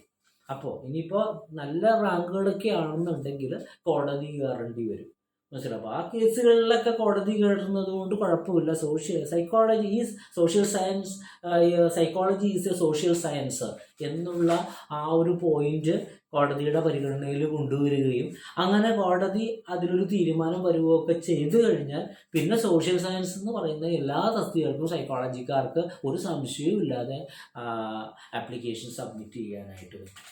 അപ്പം അതിനോടൊരു വ്യക്തത വരാനായിട്ട് ഇതുവരെയും ആരും അങ്ങനെ പോയിട്ടില്ല എന്നുള്ളതാണ്. അപ്പം നമുക്ക് ഇവർ പറയുമ്പോൾ സോഷ്യൽ സയൻസ് ഉള്ളവർക്ക് പറ്റും എന്നാണ്. സോഷ്യൽ സയൻസ് ഉള്ളവർ എഴുതി പക്ഷെ റാങ്ക് ലിസ്റ്റിൽ വന്ന ഒരു ചരിത്രം വരുവാണെങ്കിൽ അപ്പോൾ അവർ ആ ഒരു തീരുമാനത്തിലേക്ക് എത്തും എന്നുള്ളതാണ് അതിൽ പറയാനായിട്ട് കഴിയത്തുള്ളൂ, മനസ്സിലായി. നമുക്ക് ഇതായിട്ട് സോഷ്യൽ സയൻസിൽ സൈക്കോളജി വരുന്നു, ഇപ്പോൾ സൈക്കോളജിക്കാർക്ക് DDEMO എഴുതാൻ പറ്റുമോ എന്നുള്ളത് പറയാനായിട്ട് കഴിയത്തില്ല. എഡ്യൂക്കേഷൻ, സോഷ്യൽ വർക്ക്, സോഷ്യൽ സയൻസിലുള്ള മാസ്റ്റർ ബിരുദം ഉള്ളവർക്ക് പറ്റുമെന്ന് പറയുമ്പോൾ സ്വാഭാവികമായിട്ട് നമുക്ക് ചിന്തിക്കുമ്പോൾ അത് പറ്റും എന്നുള്ളതാണ് പറയാൻ കഴിയത്തുള്ളൂ. പക്ഷെ final authority P S C ആണ് അതിൽ ഒരു തീരുമാനം പറയേണ്ടത്.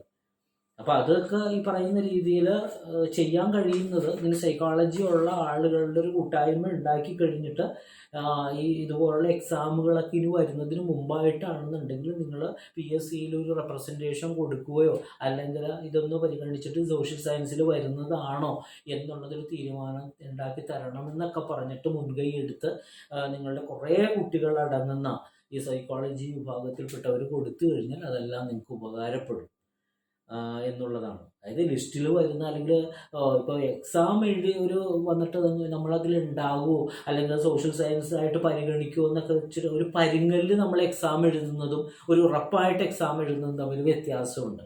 അപ്പോൾ എക്സാം വരുന്നതിന് മുമ്പ് തന്നെ നിങ്ങളിങ്ങനെ അടങ്ങുന്ന സൈക്കോളജി അതിനൊക്കെ ഗ്രൂപ്പുകൾ ക്രിയേറ്റ് ചെയ്ത് അതിനുവേണ്ടിയൊക്കെ മുന്നോട്ട് ഇറങ്ങിയാൽ വലിയ ഉപകാരമാണ്. അപ്പോൾ അങ്ങനെ ഇപ്പോൾ നിങ്ങൾ എന്ത് ചെയ്യുകയെന്ന് വെച്ചാൽ നിങ്ങളിങ്ങനെ കുറേ പേരടങ്ങുന്നവർ ഒരു ഗ്രൂപ്പ് ഉണ്ടാക്കി ഒരു റെപ്രസെൻറ്റേഷൻ എഴുതി തയ്യാറാക്കി അത് പരിഗണിക്കണം എന്നൊക്കെ പറഞ്ഞ് കൊടുത്തിട്ട് അതിൻ്റെ പുറകെ അതിൻ്റെ വിവരാവകാശം വഴി അതിൻ്റെ പ്രൊസീജിയർ എന്തായി എന്നൊക്കെ അന്വേഷിച്ച് കഴിയുമ്പോൾ നമുക്കതിനൊരു മറുപടി കിട്ടും.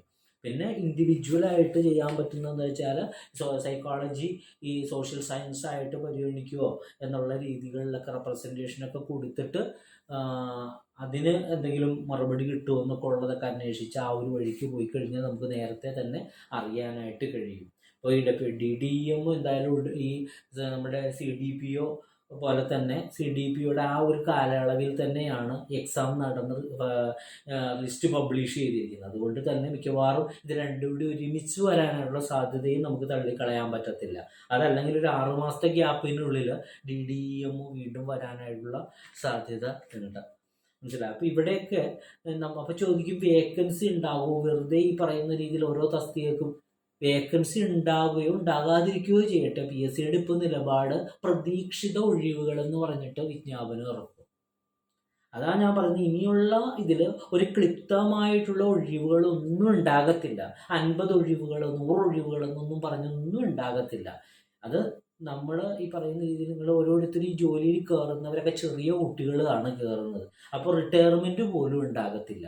പിന്നെ ഉള്ള പഴയ ആളുകൾ ആരെങ്കിലും റിട്ടയർ ചെയ്ത് പോകുക അങ്ങനെ അല്ലെങ്കിൽ പുതിയതായിട്ടുള്ള എന്തെങ്കിലും ഒരു ഓഫീസ് പുതിയ തസ്തികകളൊന്നും സൃഷ്ടിക്കുന്ന പരിപാടിയൊന്നുമില്ല. പിന്നെ പ്രൊമോഷൻ കിട്ടിപ്പോവുക അങ്ങനെയൊക്കെ വരുന്ന സാഹചര്യങ്ങളിലാണ് ഈ ഒഴിവുകൾ വരാനായിട്ടുള്ള സാഹചര്യമുള്ളൂ. അപ്പം അതുകൊണ്ട് തന്നെ ഈ ഒഴിവുകളുടെ എണ്ണത്തിലേക്ക് നിങ്ങൾ നോക്കണ്ട. നിങ്ങൾ പഠിച്ച് ടോപ്പ് മാർക്ക് അതായത് ഒരു മാക്സിമം ഒരു 60-ന് മുകളിൽ ഒരു 65 ലെവലിൽ മാർക്ക് മിനിമം നിങ്ങൾ വാങ്ങിക്കാൻ കഴിഞ്ഞു കഴിഞ്ഞാൽ നമുക്കിങ്ങനെയുള്ള തസ്തികകളിലൊക്കെ ഉറപ്പായിട്ട് നമ്മൾ ആ ജോലിയിൽ കയറി എന്ന് നമുക്ക് പറയാനായിട്ട് പറ്റും. കാരണം ഈ ലെവലുകളിലാണ് മാർക്കുകൾ വരുന്നത്. ഈ DDMOയുടെ ഒക്കെ പുതിയ മോഡൽ ക്വസ്റ്റ്യൻ പേപ്പർ തന്നെയായിരുന്നു. ഇപ്പോൾ ഉള്ള PSCയുടെ മാതൃകയിലുള്ള ക്വസ്റ്റ്യൻ പേപ്പറൊക്കെ തന്നെയായിരുന്നു. എന്നിട്ടും 39 മാർക്ക് മാത്രമാണ് അതിൻ്റെ കട്ട് ഓഫ് വന്നത്. 51.66 മാർക്കാണ് ഫസ്റ്റ് റാങ്ക് DDMOയുടെ വന്നത്. നമ്മുടെ കുട്ടി എൻ്റെ കോച്ചിങ്ങിൽ പഠിച്ച ആർദ്ര എന്ന് പറയുന്ന കുട്ടിക്ക് വന്നത്. മനസ്സിലായി? അപ്പോൾ ആ ഒരു റേഞ്ചിലൊക്കെ നമുക്കൊരു ഒരു 60 ഒക്കെ റേഞ്ച് വന്ന് നമുക്ക് ഉറപ്പായിട്ട് നമുക്ക് എന്തായാലും ജോലി ഉറപ്പാണ് എന്നുള്ളത് നമുക്ക് ഉറപ്പിക്കാം. അപ്പോൾ ഇതിനെല്ലാത്തിനും നമ്മൾ ആദ്യം ഒന്ന് സജ്ജരാകണം. നമുക്ക് കൃത്യമായിട്ട് നമ്മളത് പഠിക്കാനും അത് ഓരോ ദിവസങ്ങളിലും എടുക്കുന്ന കാര്യങ്ങൾ നമ്മൾ കൃത്യമായിട്ടത് പഠിച്ച് ക്വസ്റ്റ്യൻ പേപ്പർ ചെയ്യാനും അല്ലാതെ വെറുതെ ചീത്ത കേൾക്കുന്ന അല്ലെങ്കിൽ വഴക്ക് കേൾക്കുന്ന ഒരു രീതിയിലേക്ക് നിങ്ങൾ തരം താഴ്ന്നു പോകരുത്. ഇത് എനിക്ക് വേണ്ടിയല്ല, നിങ്ങൾക്ക് ഓരോരുത്തർക്കും വേണ്ടിയാണ് എന്നുള്ളത് നിങ്ങൾ തിരിച്ചറിയണം. 3 ദിവസം നമ്മൾ ക്ലാസ് എടുത്ത് 3 ദിവസം അത് പഠിക്കാൻ വേണ്ടി സമയം തരുന്നു. അതിനുശേഷം ക്വസ്റ്റ്യൻ പേപ്പർ ഇടുന്നു. അത് കൃത്യമായിട്ട് ചെയ്ത് നിങ്ങൾ എന്നെ അറിയിക്കുക. അപ്പോൾ ആ ഒരു രീതിയിൽ നമ്മൾ ആ മെത്തേഡ് ഇങ്ങനെ നമ്മൾ ചെയ്ത് ഇങ്ങനെ പോയി പിന്നെ നമുക്ക് കുറച്ച് മോഡൽ ക്വസ്റ്റ്യൻ പേപ്പറുകൾ ചെയ്ത് അത് കൃത്യമായിട്ടൊരു പരിശീലനം നേടിക്കഴിഞ്ഞു കഴിഞ്ഞാൽ നമുക്ക് ഈ പറയുന്ന മാർക്ക് വിദൂരത്തിലല്ല, അതിനേക്കാൾ ഉപരിയായിട്ടുള്ള മാർക്കുകൾ നമുക്ക് നേടിയെടുക്കാനായിട്ട് കഴിയും എന്നുള്ളത് നിങ്ങൾ ഓരോരുത്തരും മനസ്സിലാക്കുക. അപ്പോൾ ഓരോരോ തസ്തികകളെ കുറിച്ചും നിങ്ങൾ മനസ്സിലാക്കി. ഇത് ഞാൻ മനസ്സിലാക്കി തന്നത് എന്താണെന്ന് വെച്ചാൽ, അപ്പോൾ ആ ഒരു ഇതില്ലാത്ത, ഇപ്പോൾ മാസ്റ്റർ ഡിഗ്രി ഇല്ലാത്തവർ ഈ ഒരു കാലയളവിൽ നിങ്ങളത് എടുക്കാൻ ശ്രമിക്കണം. സെറ്റ് നേടാത്തവർ അതൊന്ന് എടുക്കാൻ ശ്രമിക്കണം. ഇല്ലാത്ത ഒരു സംഭവം അത് നേടിയെടുക്കാൻ ശ്രമിക്കുക. അതേപോലെ കൂടുതൽ അവസരങ്ങൾ ഞാനിപ്പോൾ വായിച്ചതിൽ നിങ്ങൾക്ക് മനസ്സിലാകുന്നുണ്ടാവും, കൂടുതൽ അവസരങ്ങൾ സോഷ്യൽ വർക്കുകാരെ തേടിയാണ് വന്നിരിക്കുന്നത്. സോഷ്യൽ വർക്കുകാർക്ക് ഒത്തിരി ആയിട്ടുള്ള പോസ്റ്റുകൾ വന്നിട്ടുണ്ട്. അതേപോലെ തന്നെ സോഷ്യോളജിക്കാർക്കും തരക്കേടില്ലാത്ത രീതിയിൽ വന്നിട്ടുണ്ട്. ഇവിടെ ഹോം സയൻസുകാർക്കാണ് അവസരങ്ങൾ പലപ്പോഴും കുറവായിട്ട് വന്നിരിക്കുന്നത് എന്നുള്ളതാണ്. അപ്പോൾ ഇനിയെങ്കിലും നമ്മൾ എന്തെങ്കിലും ഒരു ഇത് ചെയ്യുമ്പോൾ സോഷ്യൽ വർക്കിലേക്ക് ശ്രദ്ധ കേന്ദ്രീകരിച്ച് ചെയ്യാനായിട്ട്, അപ്പോൾ വീട്ടിലുള്ള ബാക്കി ആരെങ്കിലുമൊക്കെ പഠിക്കുന്നുണ്ടെങ്കിൽ അവർക്കൊക്കെ നിങ്ങളൊരു ഡയറക്ഷൻ കൊടുക്കുകയാണെങ്കിൽ നല്ലതായിരിക്കുമെന്ന് എനിക്ക് തോന്നുന്നു. കാരണം സോഷ്യൽ വർക്ക് ആകുമ്പോൾ നല്ല കുറേ ഗവൺമെൻറ് കേരള PSCയുടെ പല എക്സാമുകൾക്കും എഴുതാനായിട്ടൊക്കെ പറ്റാവുന്ന ഒരു രീതിയിലേക്ക് വരുന്നുണ്ട് എന്നുള്ളതാണ്. അപ്പോൾ പല പല ഐഡിയകളും കാര്യങ്ങളും ഏതൊക്കെ തസ്തികകളിലുണ്ട് എന്നുള്ളതൊക്കെ നിങ്ങൾ മനസ്സിലാക്കി. ഇനി നമുക്ക് നമ്മുടെ കോച്ചിങ്ങിൻ്റെ കാര്യങ്ങൾ പറയാം. അപ്പോൾ ഇതിൽ നിങ്ങൾ ഓരോരുത്തരും ആദ്യം തന്നെ നിങ്ങൾ എടുക്കേണ്ട തീരുമാനം, ഞാനതിൽ പഠിക്കും, എനിക്ക് പഠിക്കാൻ കഴിയും എന്നുള്ളൊരു തീരുമാനം എടുക്കുക. അതിന് വേണ്ടിയിട്ട് ഏത് സെൻറ്ററാണോ തിരഞ്ഞെടുക്കുന്നത് അത് നിങ്ങളുടെ ഡിസ്ക്രിപ്ഷനാണ്.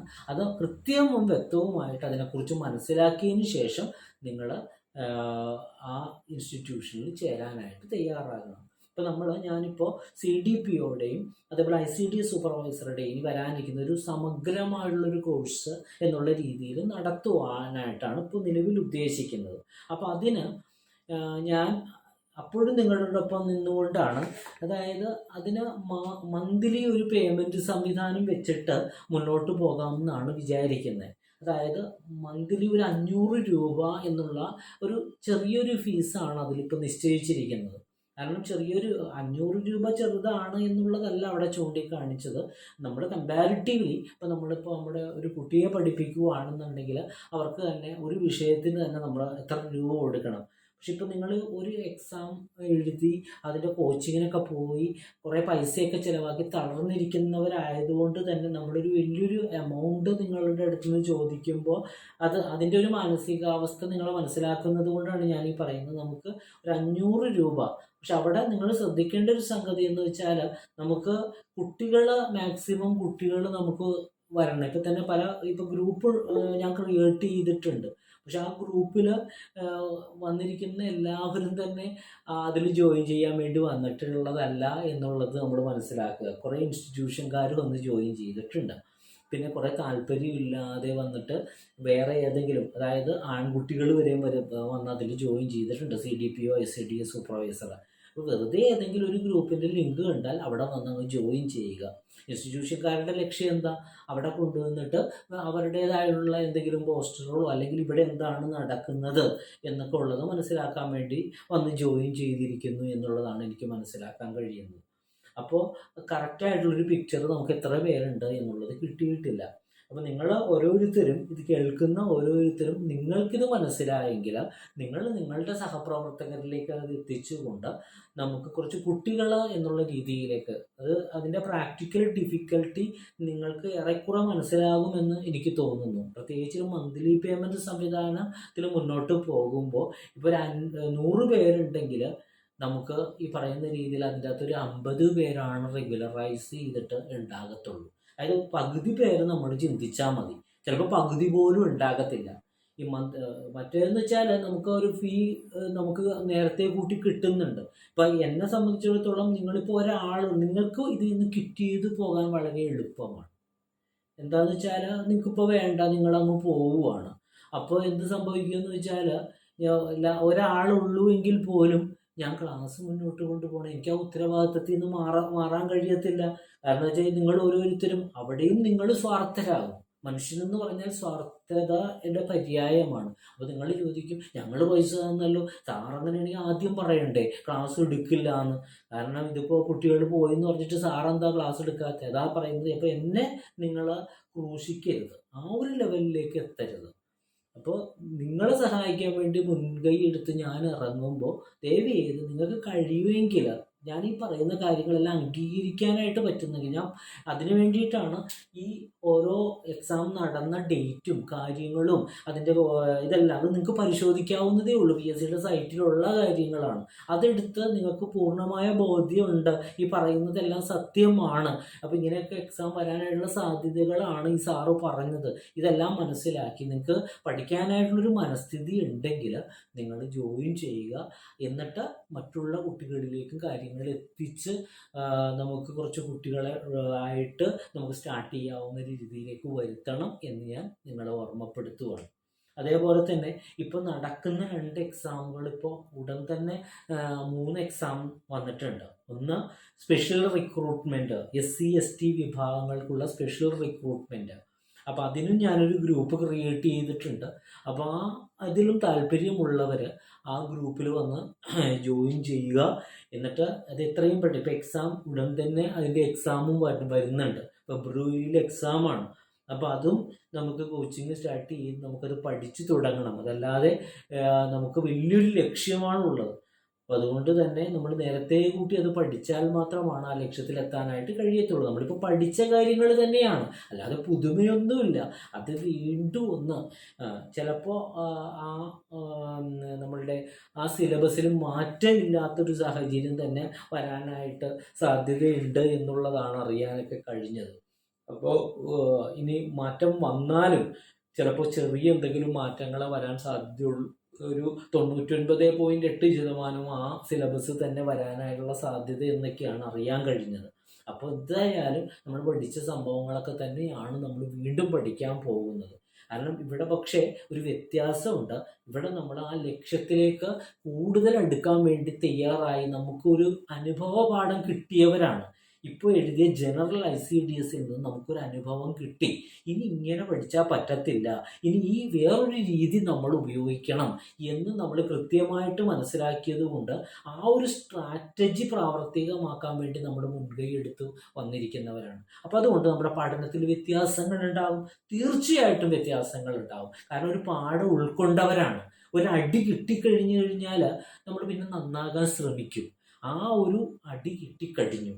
അപ്പോൾ അതുകൊണ്ട് ഈ എക്സാമിന് വേണ്ടി നമ്മൾ പഠിച്ച കാര്യങ്ങൾ പൊടി തട്ടി വീണ്ടും പഠിച്ച് ഇനിയൊരു കാലണ്ടറിൽ ഇല്ലാതെ ഇനി കപ്പുമായിട്ട് നമുക്ക് പോരണം എന്നുള്ള ഒരു ഉറച്ച തീരുമാനത്തോടുകൂടി മുന്നോട്ട് പോകാൻ വേണ്ടി നിങ്ങൾ ഓരോരുത്തരും അതിനുവേണ്ടി താല്പര്യമുള്ളവർ, അതിനപേക്ഷിച്ചവർ, അതായത് അപേക്ഷിച്ചിട്ടുണ്ടോ SC ST വിഭാഗത്തിൽപ്പെട്ടവർ അതിനുവേണ്ടി അപേക്ഷിച്ചവരാണെങ്കിൽ നിങ്ങൾ ദയവ് ചെയ്ത്, ഞാൻ പറഞ്ഞില്ലേ എൻ്റെ അടുത്ത് വരണം എന്നില്ല, നിങ്ങൾ എവിടെയെങ്കിലും പോയി പഠിക്കണം എന്നുള്ളത് ഞാൻ വിനീതമായിട്ട് നിങ്ങൾ ഉണർത്തുവാണ്. കാരണം ഈ അവസരങ്ങൾ വെറുതെ നഷ്ടപ്പെടുത്തി കളയല്ലേ.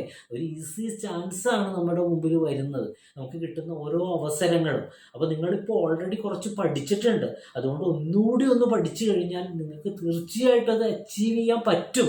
അത് ഉറപ്പാണ്, അതിലൊരു സംശയമില്ല. അപ്പോൾ അതുകൊണ്ട് എൻ്റെ അടുത്ത് വരണം എന്നില്ല, അല്ലാത്ത രീതിയിലാണെന്നുണ്ടെങ്കിലും നിങ്ങൾ ഇനി അഥവാ ഇനി സ്വയമായിട്ടാണെന്നുണ്ടെങ്കിലും ദയവ് ചെയ്ത് അത് പഠിച്ച് മറ്റുള്ള അങ്ങോട്ടും ഇങ്ങോട്ടും പോകാതെ പഠിച്ചു കൊണ്ട് വന്നാലും തെറ്റില്ല എന്നുകൂടി ഞാൻ ഓർമ്മപ്പെടുത്തുവാണ്. പിന്നെ വന്നിരിക്കുന്ന എക്സാം എന്ന് പറഞ്ഞാൽ വെൽഫെയർ ഓഫീസർ ഗ്രേഡ് 2ൻ്റെ എക്സാമാണ്. അതും ഈ പറയുന്ന രീതിയിൽ ഉടൻ തന്നെ വരാനായിട്ടുള്ള സാധ്യത, അതായത് നമുക്ക് ഈ ഡിസംബർ വരെ അപേക്ഷിക്കാനായിട്ടുള്ള സമയമുണ്ട്. അപ്പോൾ അതുകൊണ്ട് തന്നെ ഇനി കുട്ടികൾ ചിലപ്പോൾ ആ ഒരു സമയം കഴിയുമ്പോഴാണ് എല്ലാവരും ഓടിക്കിതച്ച് വരിക. അതല്ലെങ്കിൽ എക്സാമിൻ്റെ ഡേറ്റ് വരുമ്പോൾ ഓടിക്കിതച്ച് പഠിക്കാൻ വേണ്ടി വരുന്ന ഒരു പ്രകൃതമുണ്ട്. നിങ്ങൾ ചിന്തിക്കേണ്ട വസ്തുത എന്ന് വെച്ചാൽ എക്സാം അടുക്കുമ്പോൾ വന്നാലും എക്സാമിന് വളരെ മുമ്പ് വന്നാലും ഏത് കോച്ചിങ് സ്ഥാപനങ്ങളിലാണെങ്കിലും ഫീസിൽ ഇളവൊന്നും ഉണ്ടാകത്തില്ല. പിന്നെ എന്തായാലും പഠിക്കണം. അപ്പോൾ നമ്മുടെ ഇനിയുള്ള കാലം വളരെ മുമ്പേ പഠിക്കണം. അത് നിങ്ങൾ തിരിച്ചറിയാത്തത് എന്താണ് എന്നുള്ളതാണ് എൻ്റെ ഏറ്റവും വലിയൊരു സങ്കടം. എന്തായാലും പഠിക്കണം. നിങ്ങൾ പിന്നെ ഇതിങ്ങനെ വെച്ചു പിന്നെ ആകട്ടെ നാളെ ആകട്ടെ എന്ന് പറഞ്ഞ് തീരുമാനം വഹിക്കുന്നത് എനിക്ക് മനസ്സിലാകുന്നില്ല എന്താണെന്നുള്ളത്. ഇനി ഈ പറയുന്ന രീതിയിൽ ജോയിൻ ചെയ്യുന്നില്ല, ഇനി പഠിക്കുന്നില്ല എന്നുള്ള തീരുമാനമാണെങ്കിൽ ഓക്കെ, പഠിക്കണമെന്ന് നിങ്ങൾക്ക് തീരുമാനമുണ്ട്, എന്നിട്ട് നേരത്തെ ജോയിൻ ചെയ്യാതെ എക്സാം വരട്ടെ. ഈ എക്സാം വരുമ്പോൾ ഉള്ള പ്രശ്നം എന്ന് വെച്ചാൽ നിങ്ങളുടെ ഇപ്പോഴത്തെ ഒരു സെറ്റപ്പ് ആയിരിക്കില്ല ചിലപ്പോൾ എക്സാം വരുന്ന സമയത്ത്. ഇപ്പം നിങ്ങൾക്ക് ചിലപ്പോൾ വേറെ തിരക്കുകളൊന്നുമില്ല, കുറച്ച് റിലാക്സ് ചെയ്ത് പഠിച്ചാൽ മതിയാവും. പക്ഷെ നിങ്ങൾ ചിലപ്പോൾ എക്സാമിൻ്റെ ഡേറ്റ് വന്നതിന് ശേഷം പഠിക്കാമെന്ന് വിചാരിക്കുമ്പോഴായിരിക്കും പെട്ടെന്നൊരു അസുഖം എന്തെങ്കിലും വരുന്നു, അല്ലെങ്കിൽ വീട്ടിലാർക്കെങ്കിലും ഒരു വയ്യായ്ക വരുന്നു, അല്ലെങ്കിൽ ജോലി സ്ഥലത്ത് തിരക്ക് വരുന്നു. ഇതൊന്നും നമ്മൾ നിശ്ചയിക്കുന്ന കാര്യമല്ല, തമ്പുരാൻ നിശ്ചയിക്കുന്ന കാര്യമാണ്. അപ്പോൾ നമുക്ക് പിന്നെ ആ പഠനത്തിലേക്ക് ശ്രദ്ധിക്കാൻ കഴിയത്തില്ല. അപ്പോൾ പൈസയും പോയി. പക്ഷെ ഇപ്പോൾ ആണെങ്കിൽ ചിലപ്പോൾ നമ്മൾ വളരെ സെക്യൂർ ആയിട്ടുള്ളൊരു സ്റ്റേജിൽ നിൽക്കുകയാണെന്നുണ്ടെങ്കിൽ ഇപ്പം അങ്ങ് പഠിച്ച് കുറച്ചൊക്കെ നമുക്കങ്ങ് നമ്മുടെ ബ്രെയിനിലേക്ക് കയറ്റാൻ പറ്റും. അപ്പോൾ നോട്ടിഫിക്കേഷൻ വന്നു, അതിനോടൊപ്പം തന്നെ നമുക്ക് എക്സാം വരെയും ക്ലാസ് ഉണ്ട്, അത് നിങ്ങൾ മനസ്സിലാക്കുക. അതല്ലാതെ നമ്മൾ ആ പഴയ സിലബസ് എടുത്തിട്ട് കൈ കഴുകി പോവുകയല്ല. എക്സാമിൻ്റെ തലേ ദിവസം വരെ നമുക്ക് ക്ലാസ്സുകൾ വെച്ച് മുന്നോട്ട് പോകാം. അപ്പോൾ ആ ഒരു ക്ലാസ്. പിന്നെ പറയുന്നത് ഡയറ്റീഷ്യൻ്റേത് അതും ഫെബ്രുവരിയിലാണ് എക്സാം നടക്കുന്നത്. അതിലും ഈ പറയുന്നത് അതിൽ വളരെ കുറഞ്ഞ കുട്ടികൾ മാത്രമാണ് അതിൽ നമ്മളുടെ ഈ ബാച്ചിൽ, എൻ്റെ ബാച്ചിലുള്ളവരിലുള്ളത്. മനസ്സിലായോ? അതുകൊണ്ട് തന്നെ അതിനൊരു ഗ്രൂപ്പ് ക്രിയേറ്റ് ചെയ്തിട്ട് ഞാൻ ക്ലാസ് കോച്ചിങ് കൊടുക്കാമെന്ന് പറഞ്ഞിട്ടില്ല. കുട്ടികൾ വിളിക്കുന്നുണ്ട് എന്നെ, ഒരു 3 പേര് എന്നെ വിളിച്ചിരുന്നു, മെസ്സേജ് അയക്കുകയൊക്കെ ചെയ്തിരുന്നു. അപ്പോഴും ഞാൻ പറഞ്ഞു കുട്ടികളുണ്ടെങ്കിൽ സഹായിക്കണമുണ്ട്, എനിക്ക് കുഴപ്പമില്ല എന്നുള്ളത് ഞാൻ പറഞ്ഞു. അപ്പോൾ ഇതെല്ലാം കൂടി വാരിക്കോരി ഈ സാർ എങ്ങനെ എടുക്കും എന്നുള്ളത് ചിലപ്പോൾ നിങ്ങൾ ചിന്തിക്കുന്നുണ്ടാവും. അത് ഞാൻ പറഞ്ഞില്ലേ, എനിക്ക് ആരെയും നിരാശപ്പെടുത്താൻ ഇഷ്ടമില്ലാത്തത് കൊണ്ട്, ആരുടെയെങ്കിലും ഒരു നല്ല ഭാവി നമ്മൾ സ്വപ്നം കാണുന്നത് കൊണ്ട് മാത്രമാണ് ആരെയും നിരാശപ്പെടുത്താണ്ട് ഇങ്ങനെയൊക്കെ പറയുന്നത്. അതായത് എങ്ങനെയെങ്കിലും നമുക്ക് ഏതെങ്കിലും പറയുന്ന പോലെ സമയം കണ്ടെത്തി, ഈ പറയുന്ന 7 ദിവസം ഉണ്ടല്ലോ, 24 മണിക്കൂർ എല്ലാവർക്കും ഉണ്ടല്ലോ. അപ്പോൾ എങ്ങനെയെങ്കിലും ആയിട്ട് ഏതെങ്കിലുമൊക്കെ ദിവസങ്ങളിലായിട്ട് നമുക്ക് ഇത് ക്ലാസ്സുകൾ പ്രൊവൈഡ് ചെയ്ത് മുന്നോട്ട് പോകാം എന്നൊക്കെ ആണ് അതുകൊണ്ട് ഉദ്ദേശിച്ചത്. അപ്പം നിങ്ങൾ ഓരോരുത്തരും ഈ പറയുന്ന രീതിയിൽ ഇനി ഞാൻ കാര്യങ്ങളെല്ലാം പറഞ്ഞു തന്നിട്ടുണ്ട്. നിങ്ങൾ ഓരോരുത്തരും അത് ഒന്ന് സമാധാനമായിട്ട് മനസ്സിരുത്തി ഒന്ന് ആലോചിച്ചിട്ട് എങ്ങനെയൊക്കെയാണ് കാര്യങ്ങൾ കൈകാര്യം ചെയ്യേണ്ടത്. അതായത് CDPOയുടെയും ICDS സൂപ്പർവൈസറുടെയും കൂടി ചേർന്നുള്ള സമഗ്രമായുള്ളൊരു കോഴ്സ്. അത് എന്തായാലും എങ്ങനെയൊക്കെ തന്നെ വന്നിട്ടുണ്ടെങ്കിലും നിങ്ങൾക്ക് എന്തായാലും അതൊരു മുതൽക്കൂട്ട് തന്നെ ആയിരിക്കും എന്നുള്ളതിൽ യാതൊരുവിധ സംശയവും ഇല്ല എന്നുള്ളത് ഞാൻ പറയാം. കാരണം എന്താ വെച്ചാൽ അതിൽ നമുക്കിപ്പോൾ സെറ്റ് എക്സാം എഴുതുകയാണെങ്കിലും നെറ്റ് എഴുതുന്നവരാണെന്നുണ്ടെങ്കിലും നമ്മൾ ഈ പഠിക്കുന്ന കാര്യങ്ങൾ എന്തായാലും അത് ഉപകാരപ്പെട്ട് തന്നെയാണ് വരത്തുള്ളൂ. നമ്മളിപ്പോൾ പഠിച്ചിട്ടുണ്ട് കുറേ കാര്യങ്ങൾ, അതോടൊപ്പം തന്നെ ആ കാര്യങ്ങളും നമ്മൾ പഠിക്കുന്നുണ്ട്, ആ ക്വസ്റ്റ്യൻ പേപ്പറുകൾ തന്നെ വീണ്ടും ചെയ്യുന്നുണ്ട്, അതേപോലെ വീണ്ടും പുതിയ കാര്യങ്ങൾ വരുന്ന കാര്യങ്ങൾ പഠിക്കുന്നുണ്ട്. ഇതെല്ലാം നിങ്ങൾ സിലബസ് ഒന്ന് പരിശോധിച്ച് നോക്കിയാൽ എല്ലാം കണക്റ്റഡ് ആണ്. ഇപ്പോൾ വെൽഫെയർ ഓഫീസറുടെ വന്നാലും കുറച്ച് ആക്റ്റുകളൊക്കെ കൂടുതലായിട്ട് വരുന്നുണ്ട്. പക്ഷെ സോഷ്യൽ വർക്ക് ഉണ്ട്, ഈ പറയുന്ന രീതിയിൽ കേസ് വർക്ക് ഉണ്ട്, ഗ്രൂപ്പ് വർക്ക് ഉണ്ട്, എല്ലാം ഉണ്ട്. അപ്പോൾ കുറേയൊക്കെ നമ്മൾ പഠിച്ച കാര്യങ്ങൾ തന്നെയാണ് വരുന്നത്.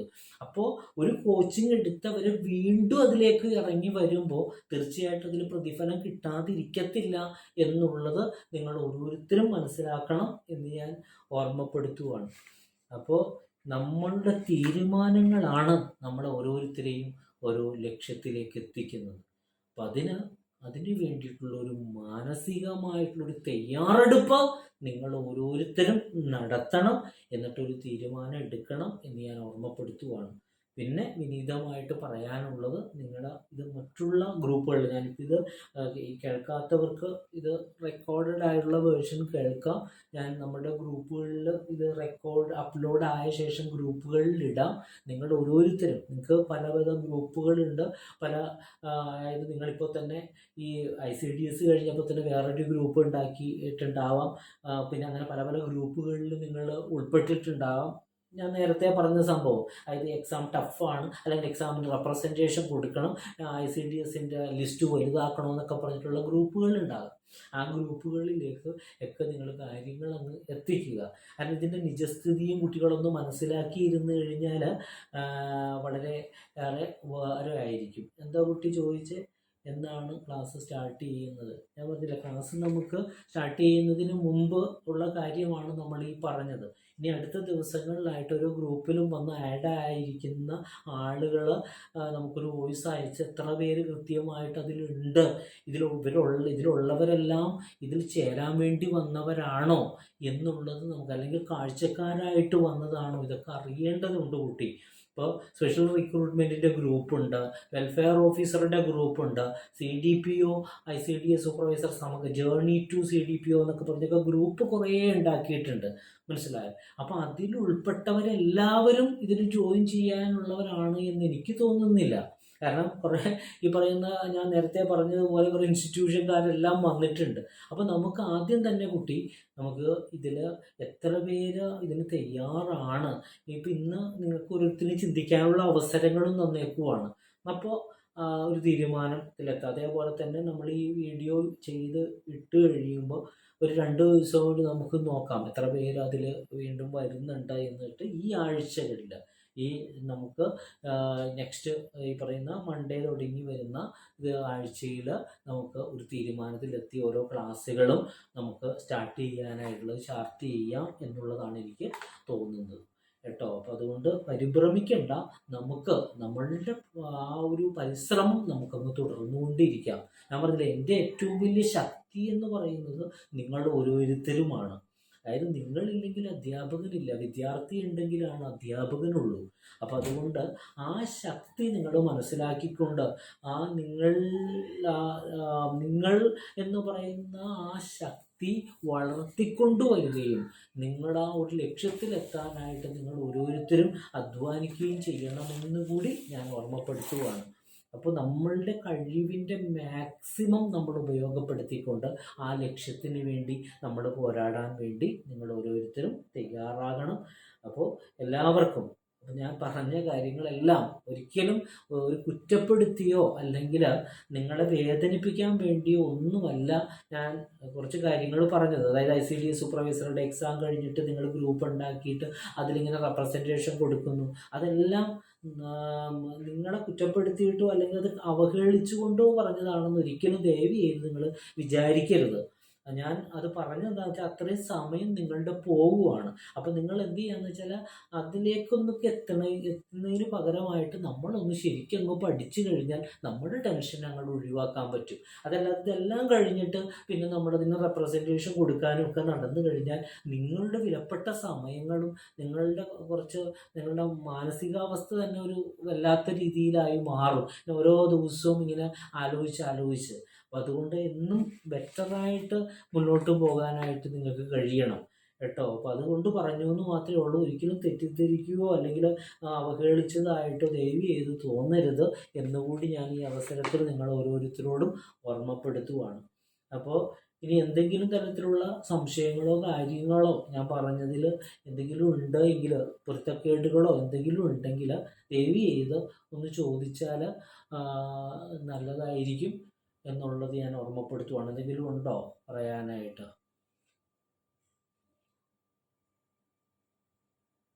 എന്തെങ്കിലും അറിയേണ്ടതുണ്ടോ? ഇനി ഞാൻ പഠിപ്പിച്ച കുട്ടികൾ ഇതിൽ ചിലരെ ഞാൻ കാണുന്നുണ്ട്. അപ്പോൾ എനിക്ക് അവരോടൊന്ന് പറയാനുള്ളത്, നമ്മൾ പഠിക്കാത്ത എൻ്റെ കൂടെ കൂടാത്ത കുറച്ച് കുട്ടികൾ ഈ ഗ്രൂപ്പിൽ വന്നിട്ടുണ്ട്.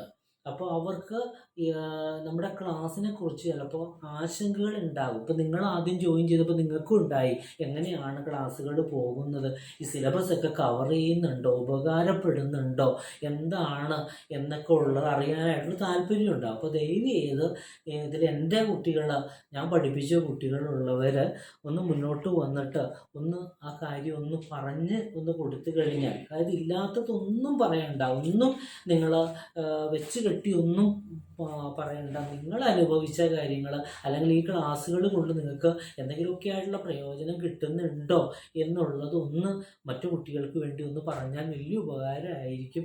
അപ്പോൾ ഒന്ന് ഓരോരുത്തരായിട്ട് ഒന്ന് പറഞ്ഞു കഴിഞ്ഞാൽ വലിയൊരു കാര്യമാണ് എന്നുള്ളത് ഞാൻ ഓർമ്മപ്പെടുത്തുവാണ്. അപ്പോൾ അങ്ങനെയാണെങ്കിൽ ആരെങ്കിലും ഒക്കെ ആയിട്ടൊന്ന് മുന്നോട്ട് വരിക കേട്ടോ. ഓക്കെ സാർ, രശ്മിയാണ്. പറയൂ രശ്മി. സാറെ പറഞ്ഞതെല്ലാം ക്ലിയർ ആണ്. പിന്നെ ഏറ്റവും നല്ല ക്ലാസ് ആണ്. പുതിയ കുട്ടികൾ ആരെങ്കിലും ഉണ്ടെങ്കിൽ അവർക്ക് വേണ്ടിയിട്ട് പറയുകയാണ്, ഏറ്റവും നല്ല ക്ലാസ്സാണ്. സാറ് പ്രൊവൈഡ് ചെയ്യുന്നത് പോലെ തന്നെ വളരെ കൃത്യമായിട്ട് ഫോളോ ചെയ്ത് അങ്ങ് പോയാൽ മതി. ഏറ്റവും നല്ല ക്ലാസ്സാണ്. ഞാൻ എനിക്ക് സാറേ മാർക്കൊന്നും പറയേണ്ട കാര്യമില്ലല്ലോ അല്ലേ? ഇല്ല, മാർക്കൊന്നും പറയണ്ട. കാരണം എന്ന് മാർക്കൊന്നും പറയണ്ട. വെച്ചാൽ നല്ല ക്ലാസ്സാണ്. വേറെ ഒന്നും നോക്കണ്ട. ജോയിൻ ചെയ്തോ. കൃത്യമായിട്ട് സാറ് പറയുന്ന രീതിയിൽ ക്ലാസ് കണ്ട് നോട്ട്സ് എഴുതി പിന്നെ എക്സാമുകൾ കൃത്യമായിട്ട് അറ്റൻഡ് ചെയ്തങ്ങ് പോയാൽ മതി. വളരെ ഹെൽപ്ഫുൾ ആയിട്ടുള്ള ക്ലാസ്സാണ്.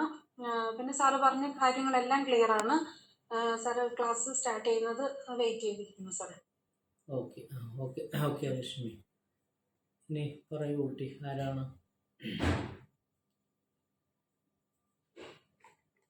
വേറെ ആരാ ഉള്ളത്?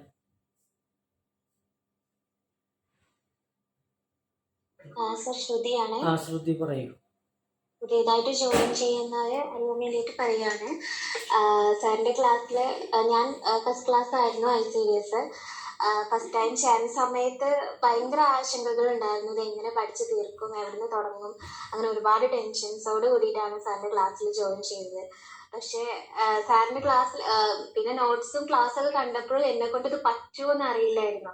പക്ഷെ സാറിൻ്റെ സപ്പോർട്ട് ഒന്നുകൊണ്ട് മാത്രമാണ് നമുക്ക് ഈ ഒരു എക്സാം അറ്റൻഡ് ചെയ്യാൻ പറ്റിയത്. അതുപോലെ തന്നെ എന്നെ കൊണ്ട് പറ്റുന്ന മാക്സിമം എനിക്ക് അറ്റൻഡ് ചെയ്യാൻ പറ്റിയെന്നാണ് എനിക്ക് തോന്നുന്നത്. സാറിൻ്റെ ക്ലാസ് അത്രയും നല്ല ക്ലാസ്സാണ്. പിന്നെ സാർ പറയുന്ന പോലെ തന്നെ ചെയ്യണം. സാർ പറയുന്ന പോലെ എക്സാമും അറ്റൻഡ് ചെയ്ത് സാർ പറയുന്ന പോലെ തന്നെ പഠിച്ച് പോവുകയാണെങ്കിൽ ക്രാക്ക് ചെയ്യാൻ പറ്റാവുന്നതേ ഉള്ളൂ എന്നാണ് എനിക്ക് തോന്നുന്നത്. എനിക്ക് ക്രാക്ക് ചെയ്യാൻ പറ്റുമോ ഇല്ലേന്ന് എനിക്കറിയില്ല. എന്തായാലും ആത്മാർത്ഥമായിട്ട് ശ്രമിക്കുന്ന ഒരാൾക്ക് ചെയ്യാൻ കഴിയുന്ന കാര്യമാണ്. സാറിൻ്റെ കൂടെ നിൽക്കുകയാണെങ്കിൽ. സാറ് അവസാനം വരെ ഈ എക്സാമിന് ഞങ്ങൾ എക്സാം ഹോളിൽ കയറുന്ന വരെ സാർ ഞങ്ങളുടെ കൂടെ ഉണ്ടായിരുന്നു എന്നുള്ളതാണ് സാറിൻ്റെ ഒരു മറ്റുള്ള കോച്ചിങ്ങിനെയൊക്കെ സംബന്ധിച്ച് സാറിൻ്റെ ഒരു പ്രത്യേകത എന്നുള്ളതാണ് എനിക്ക് പറയാനുള്ളത്. ഓക്കെ ശ്രുതി. ഇനി ആരാ ഉള്ള? എൻ്റെ പഴയ കുട്ടികൾ ആരെങ്കിലും? പറയൂ. അശ്വതി പറയൂ. അശ്വതി. അതെ, എന്താ പറയുക, പുതിയ കുട്ടികൾക്ക് വേണ്ടി പറയുന്നു. സാറിന്റെ മോട്ടിവേഷൻ എന്ന് പറഞ്ഞാൽ വളരെയധികമാണ്. സാറിന്റെ ക്ലാസ്സും എല്ലാം. പക്ഷേ എനിക്കത് ഫോളോ ചെയ്ത് എൻ്റെ വേറെ പേഴ്സണൽ പ്രശ്നങ്ങൾ കൊണ്ട് എനിക്കത് അതിൻ്റെ പിന്നാലെ എത്താനായിട്ട് എനിക്ക് പറ്റിയില്ല. വരെയൊക്കെ അറ്റൻഡ് ചെയ്യാൻ എനിക്ക് പറ്റിയില്ല. അതുകൊണ്ടാണ് ഞാൻ വീണ്ടും സ്പെഷ്യൽ റിക്രൂട്ട്മെന്റിനെങ്കിലും ഇനി നന്നായി ഇത് ചെയ്യണം എന്ന് വിചാരിച്ചിട്ട് ഞാൻ ജോയിൻ ചെയ്തിരിക്കുന്നത്. സാറിൻ്റെ കൂടെ നിന്നിട്ടുണ്ടെങ്കിൽ സാറ് പറയണതെല്ലാം സാറിൻ്റെ ഒപ്പം നിൽക്കുക. അത് സാറ് നോക്കിക്കോളും. സാറ് ഈ ക്ലാസ്സിൽ ജോയിൻ ചെയ്താൽ പിന്നെ സാറ് ഏറ്റെടുത്തത് പോലെ നമ്മള് പിന്നെ സാറിൻ്റെ കൈകളിൽ ഭദ്രാണ്.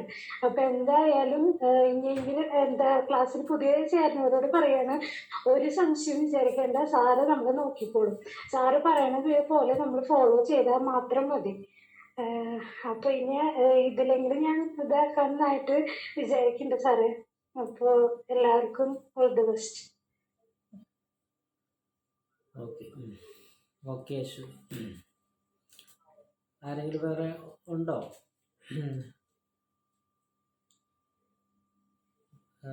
സാറേ, ഞാൻ ഷെറിനാണ്. ഷെറിൻ പറയൂ. എനിക്ക് പിന്നെ ICDS സൂപ്പർവൈസറുടെ ആണ് ഞാൻ ജോയിൻ ചെയ്തിട്ടുണ്ടായിരുന്നത്. ആദ്യം ഫോളോ ചെയ്തു. പിന്നെ എനിക്ക് വളരെ ചെറിയ കുട്ടിയായിരുന്നു. അപ്പൊ വീട്ടിലെ 2 കുട്ടികൾ വളരെ ചെറിയ പ്രായം. അപ്പൊ അങ്ങനെയുള്ള സാഹചര്യങ്ങൾ കൊണ്ട് എനിക്ക് പിന്നെ അതൊന്നും കണ്ടിന്യൂസ് ആയിട്ട് ഫോളോ അപ്പ് ചെയ്യാൻ പറ്റിയില്ല. പിന്നെ ലാസ്റ്റാണ് കുറച്ച് ട്രൈ ചെയ്തത്. പക്ഷെ എന്നിരുന്നാലും ക്വസ്റ്റ്യൻ പേപ്പറൊക്കെ കണ്ടപ്പോൾ അതേ ക്വസ്റ്റ്യൻസ് തന്നെയാണ് എക്സാമിന് വന്നത്. അപ്പൊ ഈ ക്വസ്റ്റ്യൻ പേപ്പർ തന്നെ കുറെ ചെയ്യുകയൊക്കെയാണ് ലാസ്റ്റ് ചെയ്തത്. അപ്പൊ എൻ്റെ ഒരു ശ്രമത്തിന്റെ കുറവ് കൊണ്ട് തന്നെയാണ് എക്സാം എനിക്കത് നന്നായിട്ട് ചെയ്യാൻ പറ്റാതെ. പക്ഷെ അപ്പൊ അവിടെ പോയിരുന്നപ്പോൾ സങ്കടം ഉണ്ടായിരുന്നു. കുറച്ചും കൂടെ നന്നായി ശ്രമിച്ചിരുന്നെങ്കിൽ, കാരണം കഴിഞ്ഞ പ്രാവശ്യത്തെ ലിസ്റ്റിൽ ഞാൻ വന്നതായിരുന്നു. അപ്പം അങ്ങനെയൊക്കെ അതുകൊണ്ട് ആണ് ഈ പ്രാവശ്യത്തെ ഈ ഒരു കോഴ്സിന് ജോയിൻ ചെയ്യാമെന്ന് തീരുമാനിച്ചത്. അപ്പോൾ തീർച്ചയായിട്ടും പുതിയതായിട്ട് ജോയിൻ ചെയ്യുന്നവർക്ക് ഒരിക്കലും നഷ്ടമാകില്ല. കാരണം ആദ്യം മുതലേ അവസാനം വരെ ഒന്നാമത്തെ സിലബസ് കംപ്ലീറ്റ് ചെയ്യും, ക്വസ്റ്റ്യൻ പേപ്പർ ചെയ്യും, അങ്ങനെയാണ് പോകുന്നത്. അതുകൊണ്ട് ആത്മാർത്ഥമായിട്ട് ശ്രമിച്ച് ഇത് നേടണമെന്ന് ആഗ്രഹിക്കുന്നവർക്ക് തീർച്ചയായിട്ടും ഒരു സംശയമില്ലാതെ ഈ ഒരു കോച്ചിങ് ഉപകാരപ്രദമായിരിക്കും. ഓക്കെ, ശരി. അപ്പോൾ ഇതാണ് ഞാൻ പറഞ്ഞില്ലേ, നമ്മുടെ കുട്ടികൾ തന്ന ഒരു അഭിപ്രായമാണ്. കാരണം ഇതിൽ പുതിയതായിട്ട് വന്നവർ കുറേ പേരെ കാണുന്നുണ്ട്. അപ്പോൾ അതുകൊണ്ടാണ് ഞാൻ അങ്ങനെ ഒരു അഭിപ്രായം, കാരണം അവർക്കൊരു ഉത്കണ്ഠ ഉണ്ടാവും എങ്ങനെയാകും എങ്ങനെയാണ് എന്നുള്ളത്. അപ്പോൾ അതുകൊണ്ട് എനിക്ക് എൻ്റെ ഒരു വേർഷനാണ് പറയാൻ കഴിയത്തുള്ളൂ. പക്ഷെ വിലയിരുത്തേണ്ടത് നിങ്ങൾ ഓരോരുത്തരുമാണ്. അപ്പോൾ അതുകൊണ്ടാണ് ഞാൻ പറയുന്നത് എൻ്റെ മാക്സിമം നമുക്ക് ഔട്ട്പുട്ട് ഇട്ടതിന് ശേഷം നിങ്ങൾക്ക് ആ ഇൻപുട്ട് തന്ന് നിങ്ങളെ ആ ഒരു ലക്ഷ്യത്തിലേക്ക് എത്തിക്കാൻ വേണ്ടിയിട്ട് ഞാൻ മാക്സിമം അതിനു വേണ്ടി അധ്വാനിക്കും എന്നുള്ളത് എനിക്ക് ഉറപ്പ് തരാനായിട്ട് കഴിയും. ഇതുവരെയുള്ള എല്ലാ എക്സാമുകളിലും എനിക്കത് ചെയ്യാൻ കഴിഞ്ഞിട്ടുണ്ട് ഇന്ന് വരെ. ഇനി നാളത്തെ കാര്യം എങ്ങനെയാണെന്നുള്ളത് തമ്പുരാൻ്റെ കയ്യിലാണ്. പക്ഷെ എൻ്റെ ജീവശ്വാസം വരെയും അത് തീരുന്നത് വരെയും ഈ തീരുമാനത്തിൽ നിന്ന് യാതൊരുവിധ മാറ്റമില്ല. നിങ്ങൾക്ക് ഓരോരുത്തർക്കും ഈ പറയുന്ന ആ ലക്ഷ്യത്തിലേക്ക് എത്താനായിട്ട് ഞാൻ പറയുന്ന പോലെയുള്ള രീതികളിൽ തന്നെ നിങ്ങൾ പോയി കഴിഞ്ഞു കഴിഞ്ഞാൽ നമ്മൾക്ക് ജോലി വിദൂരത്തിലല്ല എന്നുള്ളത് നിങ്ങൾ മനസ്സിലാക്കുക. അപ്പോൾ കാര്യങ്ങൾ നിങ്ങൾക്ക് മനസ്സിലായിട്ടുണ്ട്. ഇനി പറയുന്ന പോലെ എന്തെങ്കിലും വിവരങ്ങൾ അറിയുന്നുണ്ടെങ്കിൽ ഗ്രൂപ്പുകളിൽ ആയി കഴിയുമ്പോൾ കുറേ കുട്ടികൾ അതിലുണ്ടാവും. അപ്പോൾ അതിൽ നിങ്ങൾക്ക് ഇൻഡിവിജ്വലായിട്ട് വിളിച്ച് ആരോടാന്ന് വെച്ചാൽ ചോദിച്ച് കാര്യങ്ങൾ ഒന്ന് വ്യക്തത വേണമെന്നുണ്ടെങ്കിലൊക്കെ വരുത്താവുന്നതാണ് എന്ന് ഞാൻ ഓർമ്മപ്പെടുത്തുവാണ്. അപ്പോൾ എന്തായാലും എല്ലാവർക്കും എല്ലാവിധ ആശംസകളും അനുഗ്രഹങ്ങളും നേടുവാണ്. അപ്പോൾ നമുക്ക് അടുത്ത ആഴ്ചയിൽ ക്ലാസ്സുകൾ എങ്ങനെയൊക്കെയാണ്, ഏതൊക്കെയാണ്, നമ്മൾ എന്നൊക്കെ സ്റ്റാർട്ട് ചെയ്യും എന്നൊക്കെ ഉള്ളതൊക്കെ നമുക്ക് പറഞ്ഞ് നമുക്ക് പുതിയൊരു യാത്ര നമുക്ക് തുടങ്ങേണ്ടതുണ്ട്. ആരും തളരണ്ട. നിങ്ങൾക്ക് എല്ലാവർക്കും വിഷമങ്ങളുള്ളവരൊക്കെ ഉണ്ട് എന്ന് എനിക്ക് തീർച്ചയായിട്ടും അറിയാം. പലവിധ പ്രയാസങ്ങൾ അനുഭവിക്കുന്നവരുണ്ട് എന്ന് എനിക്കറിയാം. ഇപ്പോൾ നമ്മൾ എഴുതിയ എക്സാമിൽ കുറേയേറെ ദുരനുഭവങ്ങൾ വന്നവരുണ്ട് എന്ന് എനിക്കറിയാം. പക്ഷെ ഞാൻ പറഞ്ഞില്ലേ, നിങ്ങളെല്ലാവരെയും ചേർത്ത് പിടിച്ചുകൊണ്ട് ഇനി ഒരു തളർച്ച ഉണ്ടാകാതിരിക്കാൻ വേണ്ടിയിട്ട് നമുക്ക് ആ ലക്ഷ്യത്തിലേക്ക് മുന്നേറാം. ഇവിടെ നിങ്ങൾ മനസ്സിലാക്കേണ്ട ഒരേ ഒരു ഘടകം, നിങ്ങൾ ഒരിക്കലും തനിച്ചല്ല. ഞാനും ഈ യാത്രയിൽ നിങ്ങളോടൊപ്പം ഉണ്ട്. അതിൽ നിങ്ങൾക്ക് 100% എന്നെ വിശ്വസിക്കാം. നിങ്ങൾ ഒരിക്കലും നിങ്ങളുടെ ദുഃഖങ്ങളിലാണെങ്കിലും നിങ്ങളുടെ വീഴ്ചയിലാണെങ്കിലും നിങ്ങൾക്ക് പഠിക്കാൻ കഴിയാത്തതിലാണെന്നുണ്ടെങ്കിലും നിങ്ങൾ ഒറ്റയ്ക്കല്ല. നിങ്ങളുടെ കൂടെ ഞാനുണ്ട്. അപ്പോൾ അത് നിങ്ങളെ എങ്ങനെയായാലും ആ ലക്ഷ്യത്തിലേക്ക് ഞാൻ കൊണ്ടെത്തിക്കും എന്നുള്ളത് ഞാൻ ഉറപ്പ് തരുവാണ്. അപ്പോൾ എല്ലാവർക്കും എല്ലാവിധ ആശംസകളും നേർന്നുകൊണ്ട് എന്നും നമ്മൾ ഒരു പ്രാർത്ഥനയോടുകൂടിയാണ് ക്ലാസ്സുകൾ അവസാനിപ്പിക്കുന്നത്. അതേപോലെ വേറെ എന്തെങ്കിലും ചോദിക്കാനുണ്ടോ ആർക്കെങ്കിലും? ഇല്ലല്ലോ. അപ്പോൾ എന്തായാലും എന്നും നമ്മൾ പ്രാർത്ഥിക്കാറുള്ളത് പോലെ ഇന്നും പ്രാർത്ഥിച്ചുകൊണ്ട് നമുക്ക് അവസാനിപ്പിക്കാം. നിങ്ങൾക്ക് എല്ലാവർക്കും സർവശക്തനായ ഞാൻ ആരാധിക്കുന്ന, നിങ്ങൾ ആരാധിക്കുന്ന തമ്പുരാൻ എല്ലാവിധ കഴിവുകളും നൽകി നിങ്ങൾക്ക് നിങ്ങളുടെ എല്ലാവിധ പ്രയാസങ്ങളും പ്രതിസന്ധികളും എല്ലാം തരണം ചെയ്തുകൊണ്ട് നിങ്ങൾക്കൊരു ലക്ഷ്യം സാക്ഷാത്കരിക്കാനായിട്ട്, ഒരു ഗവൺമെൻറ് ജോലി ലഭ്യമാകുക എന്നുള്ള ലക്ഷ്യം സാക്ഷാത്കരിക്കാനായിട്ട് നിങ്ങൾക്ക് എല്ലാവർക്കും സർവശക്തനായ തമ്പുരാൻ കഴിവ് നൽകട്ടെ എന്ന് ആത്മാർത്ഥമായിട്ട് പ്രാർത്ഥിക്കുവാണ്. അതേപോലെ തന്നെ നമ്മളിൽ പലവിധ പ്രയാസങ്ങൾ അനുഭവിക്കുന്നവർ, പലവിധ രോഗങ്ങൾ അനുഭവിക്കുന്നവർ നമ്മളുടെ കുടുംബങ്ങളിലുണ്ട്, നമ്മളുടെ ചുറ്റുപാടുമുണ്ട്. അവരുടെ എല്ലാവരുടെയും എല്ലാവിധ രോഗങ്ങൾക്കും എല്ലാവിധ പ്രയാസങ്ങൾക്കും സർവശക്തനായ ഞാൻ ആരാധിക്കുന്ന, നിങ്ങൾ ആരാധിക്കുന്ന തമ്പുരാൻ സൗഖ്യം നൽകി എല്ലാവർക്കും സമാധാനവും സന്തോഷവും പ്രദാനം ചെയ്യട്ടെ എന്ന് ആത്മാർത്ഥമായിട്ട് പ്രാർത്ഥിച്ചുകൊണ്ട് ഇന്നത്തെ ഈ സെഷൻ ഇവിടെ അവസാനിക്കുവാണ്. എല്ലാവർക്കും എല്ലാവിധ ആശംസകളും അനുഗ്രഹങ്ങളും. Okay, thank you. Thank you sir. Thank you sir.